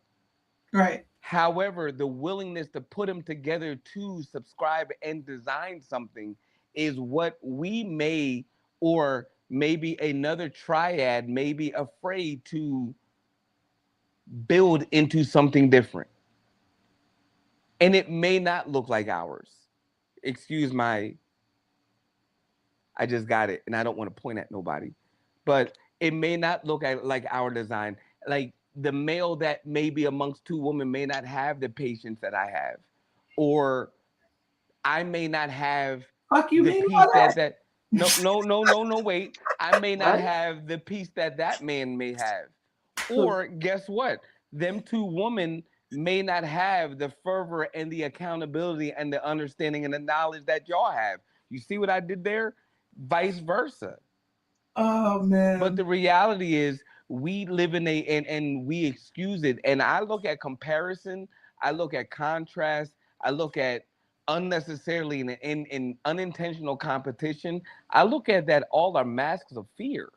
Absolutely. And when I look at masks of fear, I have to associate them in the same basket as I do unapparent weaknesses. So Taraji Henson has been one of the few people to speak out in Hollywood in regards to this idea of being the strong black woman. And I always appreciate what she has to say. So I did find a video of hers as well. I love that video, but I hate the way it was portrayed. Strong. Sometimes the weight is just too much, you know, and to put on that facade like you're strong all the time, is this exactly what it is, a facade. That's whack. You have to be human. And human means you're vulnerable. And human means you're layered. That's what it is. It's luggage, it's baggage. And it will weigh you down. You better to pop those trunks and get that mess out and deal with it. It's okay. We're human. No one's perfect. The perfection is the perfect lie. The pressure of trying to be something perfect, which doesn't exist, is crazy. Let go of that myth. Mm, Lovey. I have mm, a deep disdain and disgust a lot of times when I hear strong black woman. mm, And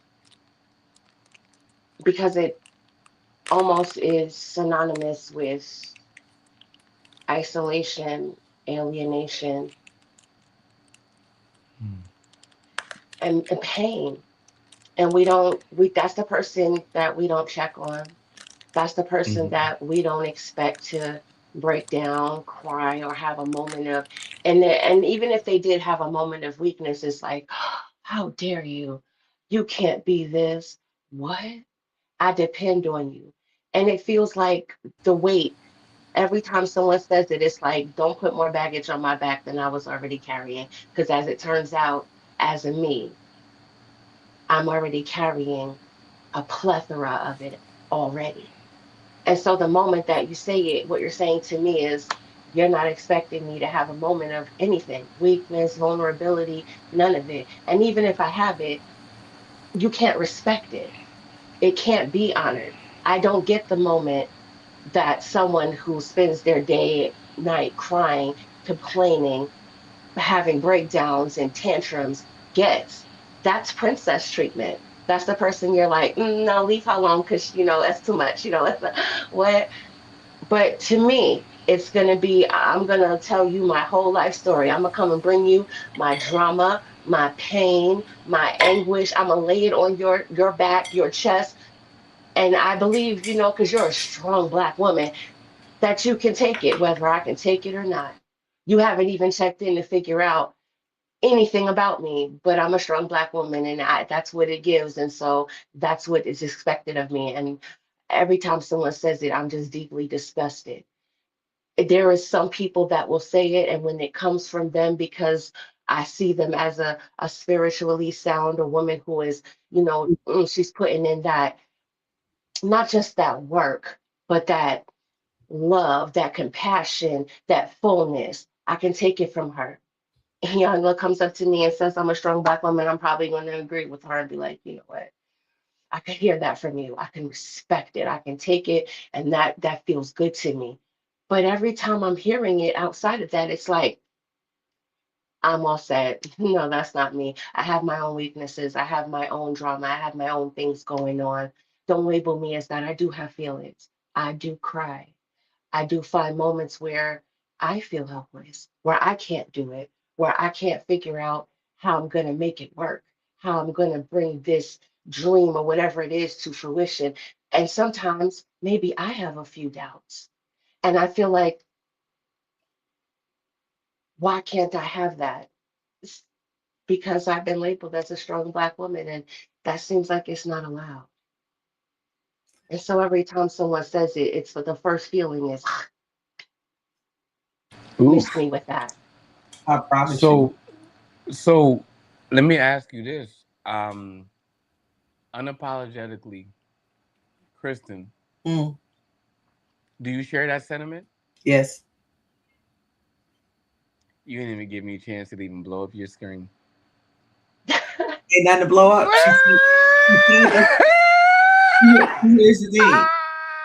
Here's the thing. And I'm gonna make it brief because she said everything that really needed to be said on that Sure, on sure. that. Like the idea of being left alone to deal with things is why I am so anxious to have community. I'm so forthright about wanting community. The idea, if it wasn't for that woman that y'all was just listening to, I felt like there was nobody. There have been Hmm. some dark moments in my life where she's been right there. My mom's right there. You know what I'm saying? Like I'm so blessed in that I've had community in those moments because I don't know. I often joke about the footprints in the sand thing that everybody's auntie mama and them had in somewhere in the house. That's been a lot of my I life. love that. I love that. Yeah. It's been a lot of my life, Yeah. and as much as I don't ever sit back and act like I'm the most easy person when I'm asking for help because I hate doing it. I've been able to be like, help, please help. And somebody was like, okay, baby, come on. And I'm so grateful. And I want that for all of us because I do feel like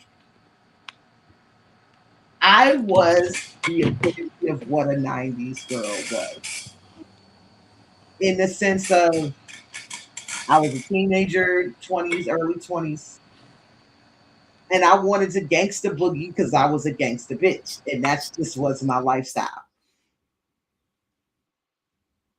I don't, I hate the fact that we can't even say strength in numbers because they call it a game. I hate the fact that we can't stay strength in vulnerability because then we're looked at as weak. I hate the fact that we can't see strength in our own selves because the need for community is so strong. I how do we look to try to be strong in a world that is crumbling around us daily? Like I feel like we are living the never-ending story, but we're not on the human side no more. We're in Fantasia, and the nothing is taking everything. And you know that motherfucking horse was only on screen for 4.5 minutes, traumatized a generation. 4.5 minutes, and we all got trauma. That was the saddest movie scene. That little boy deserves an Oscar. I don't care He what no does. says. And Come he's on, a Atreyu. No, like y'all I'm touched about to get some betrayed all his shit, yo. Sorry. no, no apologies. Y'all touched some interesting points, and I think that even conversations like this where we're learning, and it's been a while since I've honestly practiced narrating around basic dialogue because again, I go out and I journey alone a lot. Like much like I guess you feel like you're being forced to journey, and one thing that I have learned about journeying alone a lot is that I don't like it. It sucks, don't it?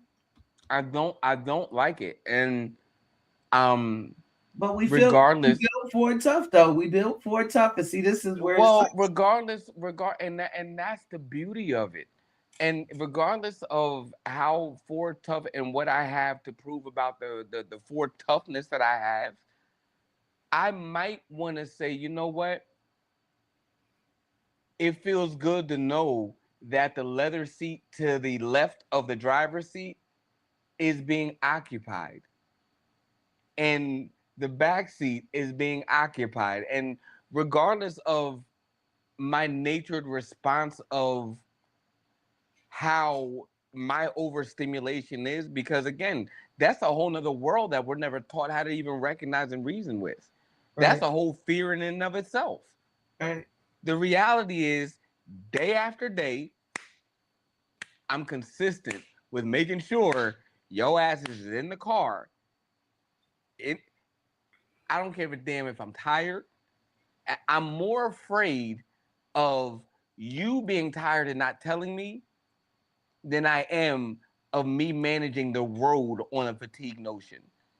Now, call it pride, call it whatever it is, until I'm shown otherwise. That's how I feel. Oh yeah.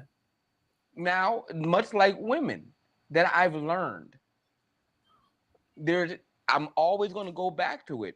There's a certain level of welcoming, and even I myself, I don't have the full grasp on it. My Okay. temper, I have a little bit of a temper. I Hear was me waiting out. for you to bring this up. No, go ahead. No, I got a little bit of a temper, and there's certain shit I don't give a fuck. I just don't like. Yeah, but y'all can't be However, standing at the door looking like Remy from Sinners. no, what? Want to Shut be up. welcomed First in. of all, first of all, What? first of all, if that's the society where of what comes to your porch, then that's a problem. Broskino on Spots. Listen. I'm sorry. Some people have mice, some people have roaches, some people have chipmunks. Chipmunks is crazy. So is roaches, depending on the perspective. I'm So, just but what I'm simply saying is that again, like once there's a certain ability, and I look at strength as of number one, the accountability and the acknowledgement of, hey, there are things that I can just do better on, and even though I've been seen and shown as great at, I can stand to put my best foot forward. That's strength in even acknowledging that. There's strength in ownership, in my opinion, and not just owning a house, is owning the fact that, like you said, I am a soft woman. I've had experiences that have hardened me, but I own the fact that I am a soft woman. And I'd rather be that than whatever has hardened me in survival mode. And the other part for me is that other aspect of, and I think that they're twins, no more than a Gemini or a Pisces, is reverence and respect, which I think that we don't really emphasize enough of. But We think that. you can't Go ahead. demand respect and be humble at the same time. And this is where What do you mean? you cannot even at your most meek, even at my most ladylike and back posture's good and knowing which fork to Sure. use and shit. Like even at my most,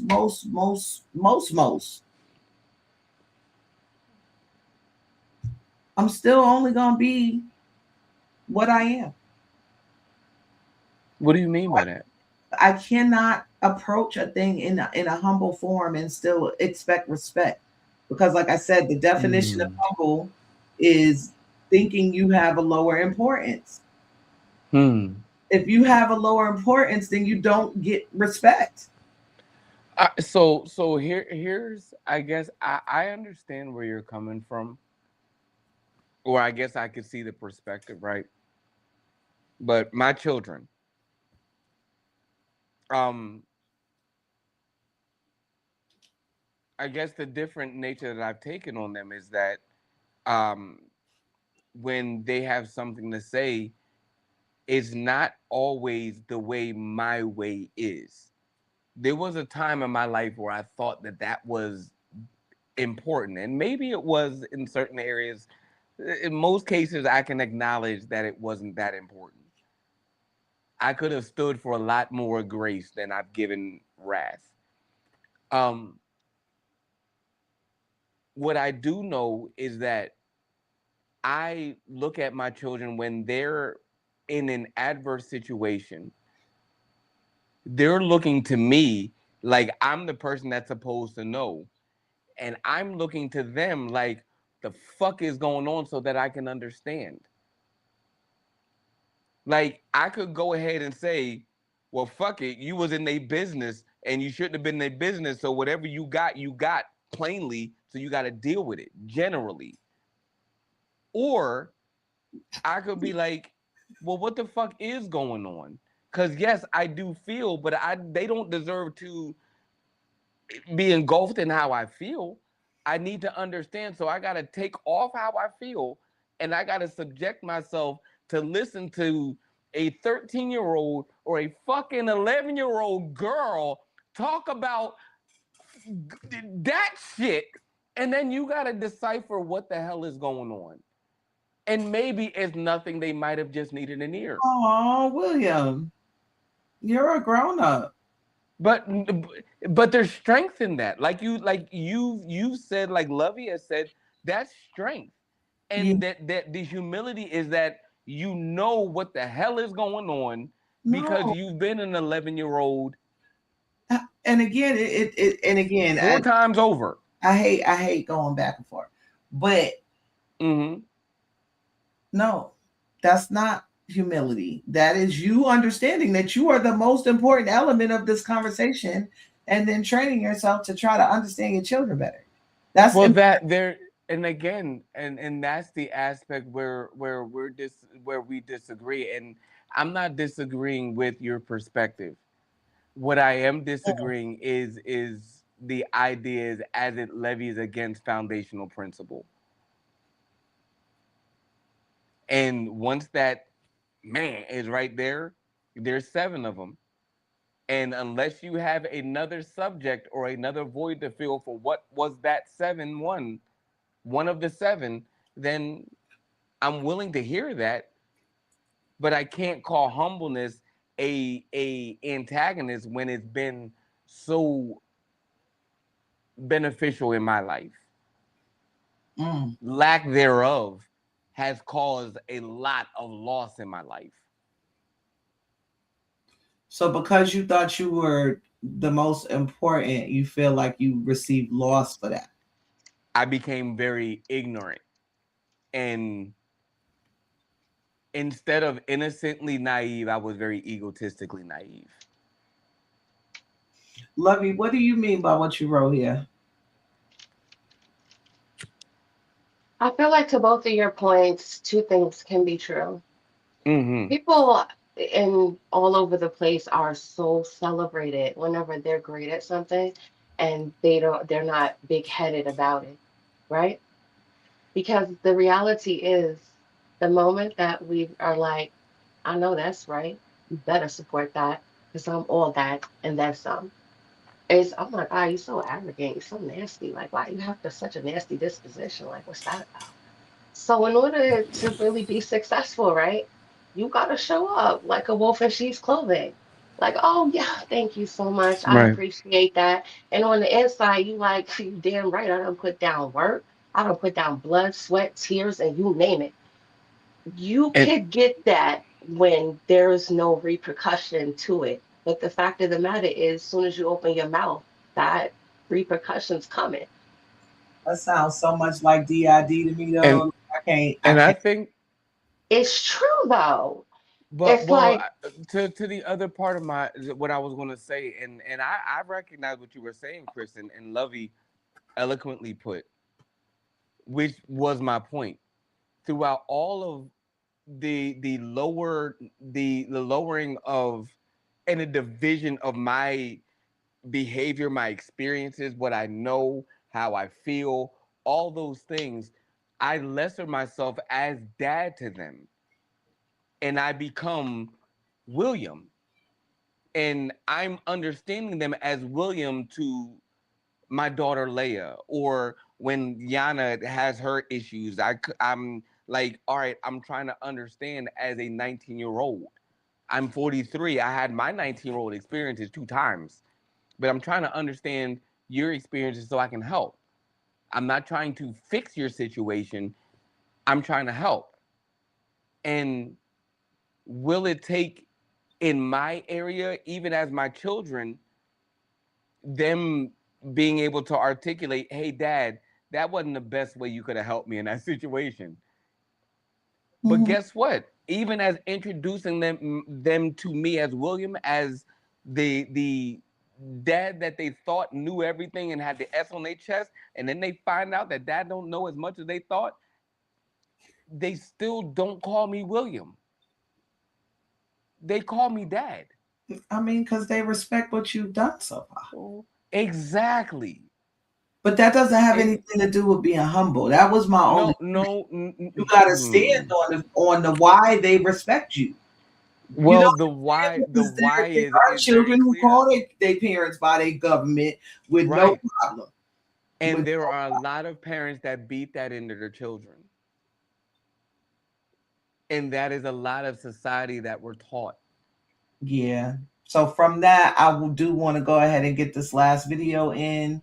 Um, and this goes for everybody in my mind. Like it's not just men, but he was speaking about men specifically. And I do feel like with it being Men's Mental Health Month, it is a focus of mine always to promote mental health, to promote doing the shadow work, to promote making sure that you are checking in with someone, whether it be a therapist, a friend, a family member, a nigga in driving your Uber on a long ride. Like check in with somebody, please.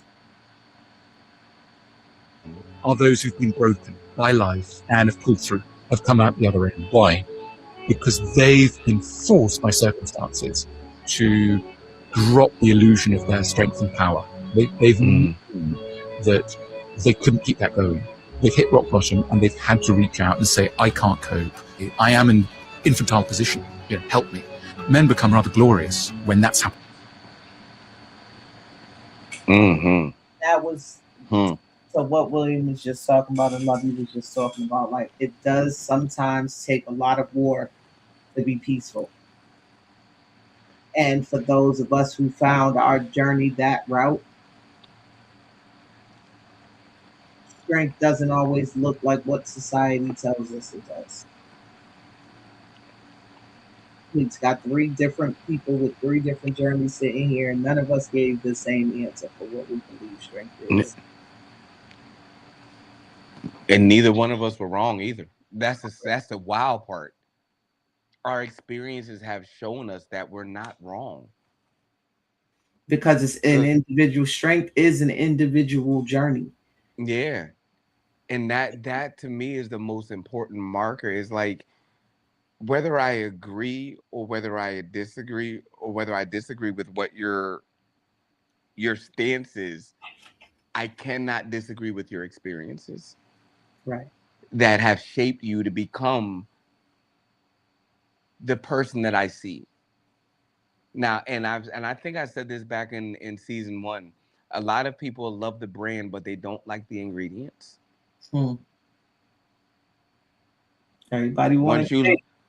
once you look at them ingredients, and then damn the ingredients, you gotta now read the instructions on how to put that shit together again. Because guess what? Just because we had an argument or a disagreement doesn't mean that the resolve is going to lead to the next resolve. Right. You got to be able to mix that bitch again. Yeah. Come on, William. You speaking my And language. again and again and it's not a and to your point, and this is where I 100%, matter of fact, if there was a scale of over 100%, Kristen, I 1,000% agree with what you were saying. That consistent notion of being present and being available and being and and you didn't say it this way, and I'm paraphrasing to the way I understand it, having the wherewithal to put yourself aside, and you gotta have you gotta have a self discipline for that. Before you introduce yourself to another person or even to the community, you have to recognize what your personal boundaries are. And once you do that, that is a strength in and of itself. And that No is a doubt. strength that you don't even have to, Mm. you don't have to like, it's not like crutches where you got to support your own weight. You know what I mean? Yeah, no, It's if like Yeah. you're knowledge is putting, power, then knowledge of self is strength.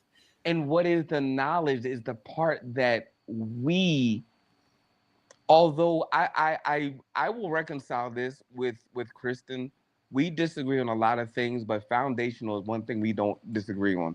The subjective versus objective is what we probably will call fascinating as conversation. But those things that are true, we don't disagree on. Because she may call me out on some shit, and I'm like, fuck that. And then that's my fear, right? That's my fear that I'm showing that strength because I'm now spitting out all the facts that I know based on my experiences. But guess what? I'm going to experience some shit that's going to be likened to what you're saying because you've been on this world and in this world and experiencing it a little bit more than I have, and you have an equitable qualification that I just don't have. You have that recipe that makes that thing just fucking good. You ain't And I tasting don't have whole it. milk unless you tasted whole milk. And that's just how Right. it is. And I got to now reconcile with that. And here comes the ownership. I got to now come back to you and say, you know what, Kristen, you were right. You were right. I know. I do love the Patriots. And it's not is and that to me is the strongest form of meekness you can carry, is being able to say, you know what, as strongly as I've been an adversary to you, and you were right, is as loud as my apology is in my willingness to accept your forgiveness. You better say that shit. That is what I mean by meekness. And as a father, mothers, I'll give you y'all credit. Y'all carry that shit, even if it's difficult, y'all carry that shit easy. But to sit down and say, you know what, let me sit down and understand simplicity once again, when I've advanced to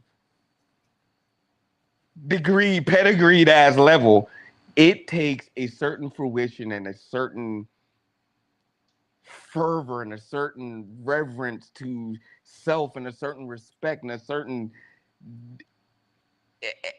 it's indescribable.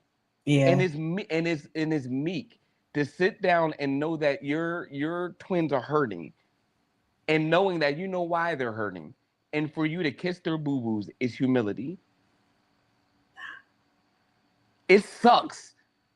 You know that kiss on their boo-boo ain't gonna make that scab go any faster. It's witchcraft, my nigga. Don't worry about it. I'll talk to you later. Um, It all is. Screaming. Damn, a little witchcraft. It's okay. We're all spiritualism, symbolism, and satisfaction out in this world. Hey, that's listen. our material matter. Look. But to that said, we're going to get right to it. What were you about to say? So I entitled the show "All That Shadow Work and What Did It Get You." I think you touched on it, William Ian Lovey. We all have talked about tonight having knowledge of self and understanding ourselves better, to be able to stand strong in who we are intrinsically. But the idea of having a strong relationship with change, being willing to adapt, being willing to flow as opposed to freeze, being willing to say it's not vulnerable to be me because I'm just being. Yeah. And walking in that importance, because you wouldn't be here if you wasn't important. None of us know why we're here. All of us are here. And so there has to be a reason for that. So before we get out of here tonight, I just want to leave y'all with something to think about. We've been sold this idea that strength means never folding, never crying, never needing anyone. But if strength is so powerful, why do so many people carrying the world on their shoulders break under? Strength is an illusion, especially when it's built on pride. The street taught us to be hard. Life taught us to put on these masks. Society told us that vulnerability is weakness, but a mask can't heal. A wall can't love you. And a heart made out of stone can only beat for so long. The strongest river doesn't fight the mountain, it moves around it and eventually through it. The tallest tree doesn't survive the storm because it's hard. It survives because it knows how to sway with the wind and grow from the rain. Maybe real power isn't in standing tall every second. Maybe it's in knowing when to bend, when to heal, when to be able to ask for help, and when to let something go. Because at the end of the day, being unbreakable is a myth. Being perfect is a fallacy. But being resilient, that's a strategy. And if life is a chessboard, don't waste all your moves trying to look like a king. Learn how to survive like a pawn that refuses to stay where it started. This has been Chestnut Checkers, y'all. Remember, perception might look strong, but wisdom knows how to endure. Love y'all.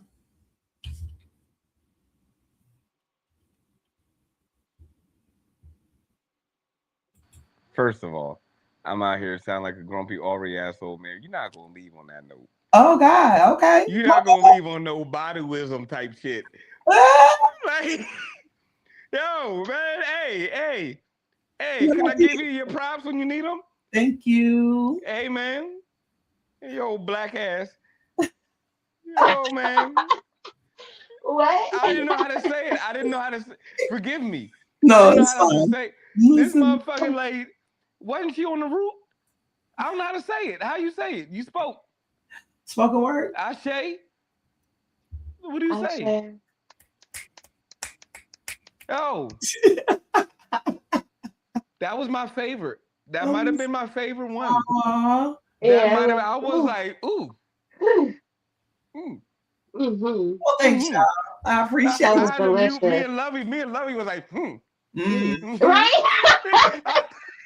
I was so glad you muted me because I'm out here like, oh God, come on with it, boo. I'm not trying to sound like unprofessional here. Like, I hope this is the end. God damn, baby. Like 4 seconds.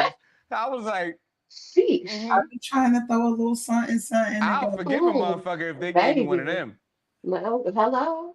That was you good. Gonna season it like that. I'm coming to dinner every night, baby. Every night. Yeah. Speaking of dinner, that's what we're all going to do right now. That's a hungry man Jack. I'll be okay with a hungry man Jack. I got a quarter roast chicken downstairs waiting on me right now. I will talk to y'all next week. Mwah. We are. Once again, I got to make sure we do. We are Chestnut Checkers. Make sure you tune in every Wednesday at 7:30 p.m. Eastern Standard Time. Like, subscribe, and share. We are on Facebook. We are on Twitch. We're on YouTube. We are on TikTok.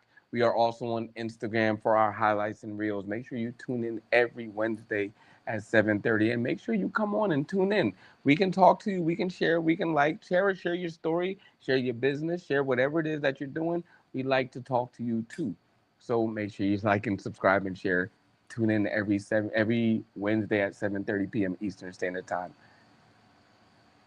That's my spiel. I had to wait 2 seconds. I was like, Love y'all. Good night. Love you. Y'all have a good one. Mwah. Wait. My music. Boom. Easy wins. The game is deep, let the match begin. I did it. We did it. Kings and castles, they don't play fair. Nice sleep through problems like they don't care. The bishop cut shot through them.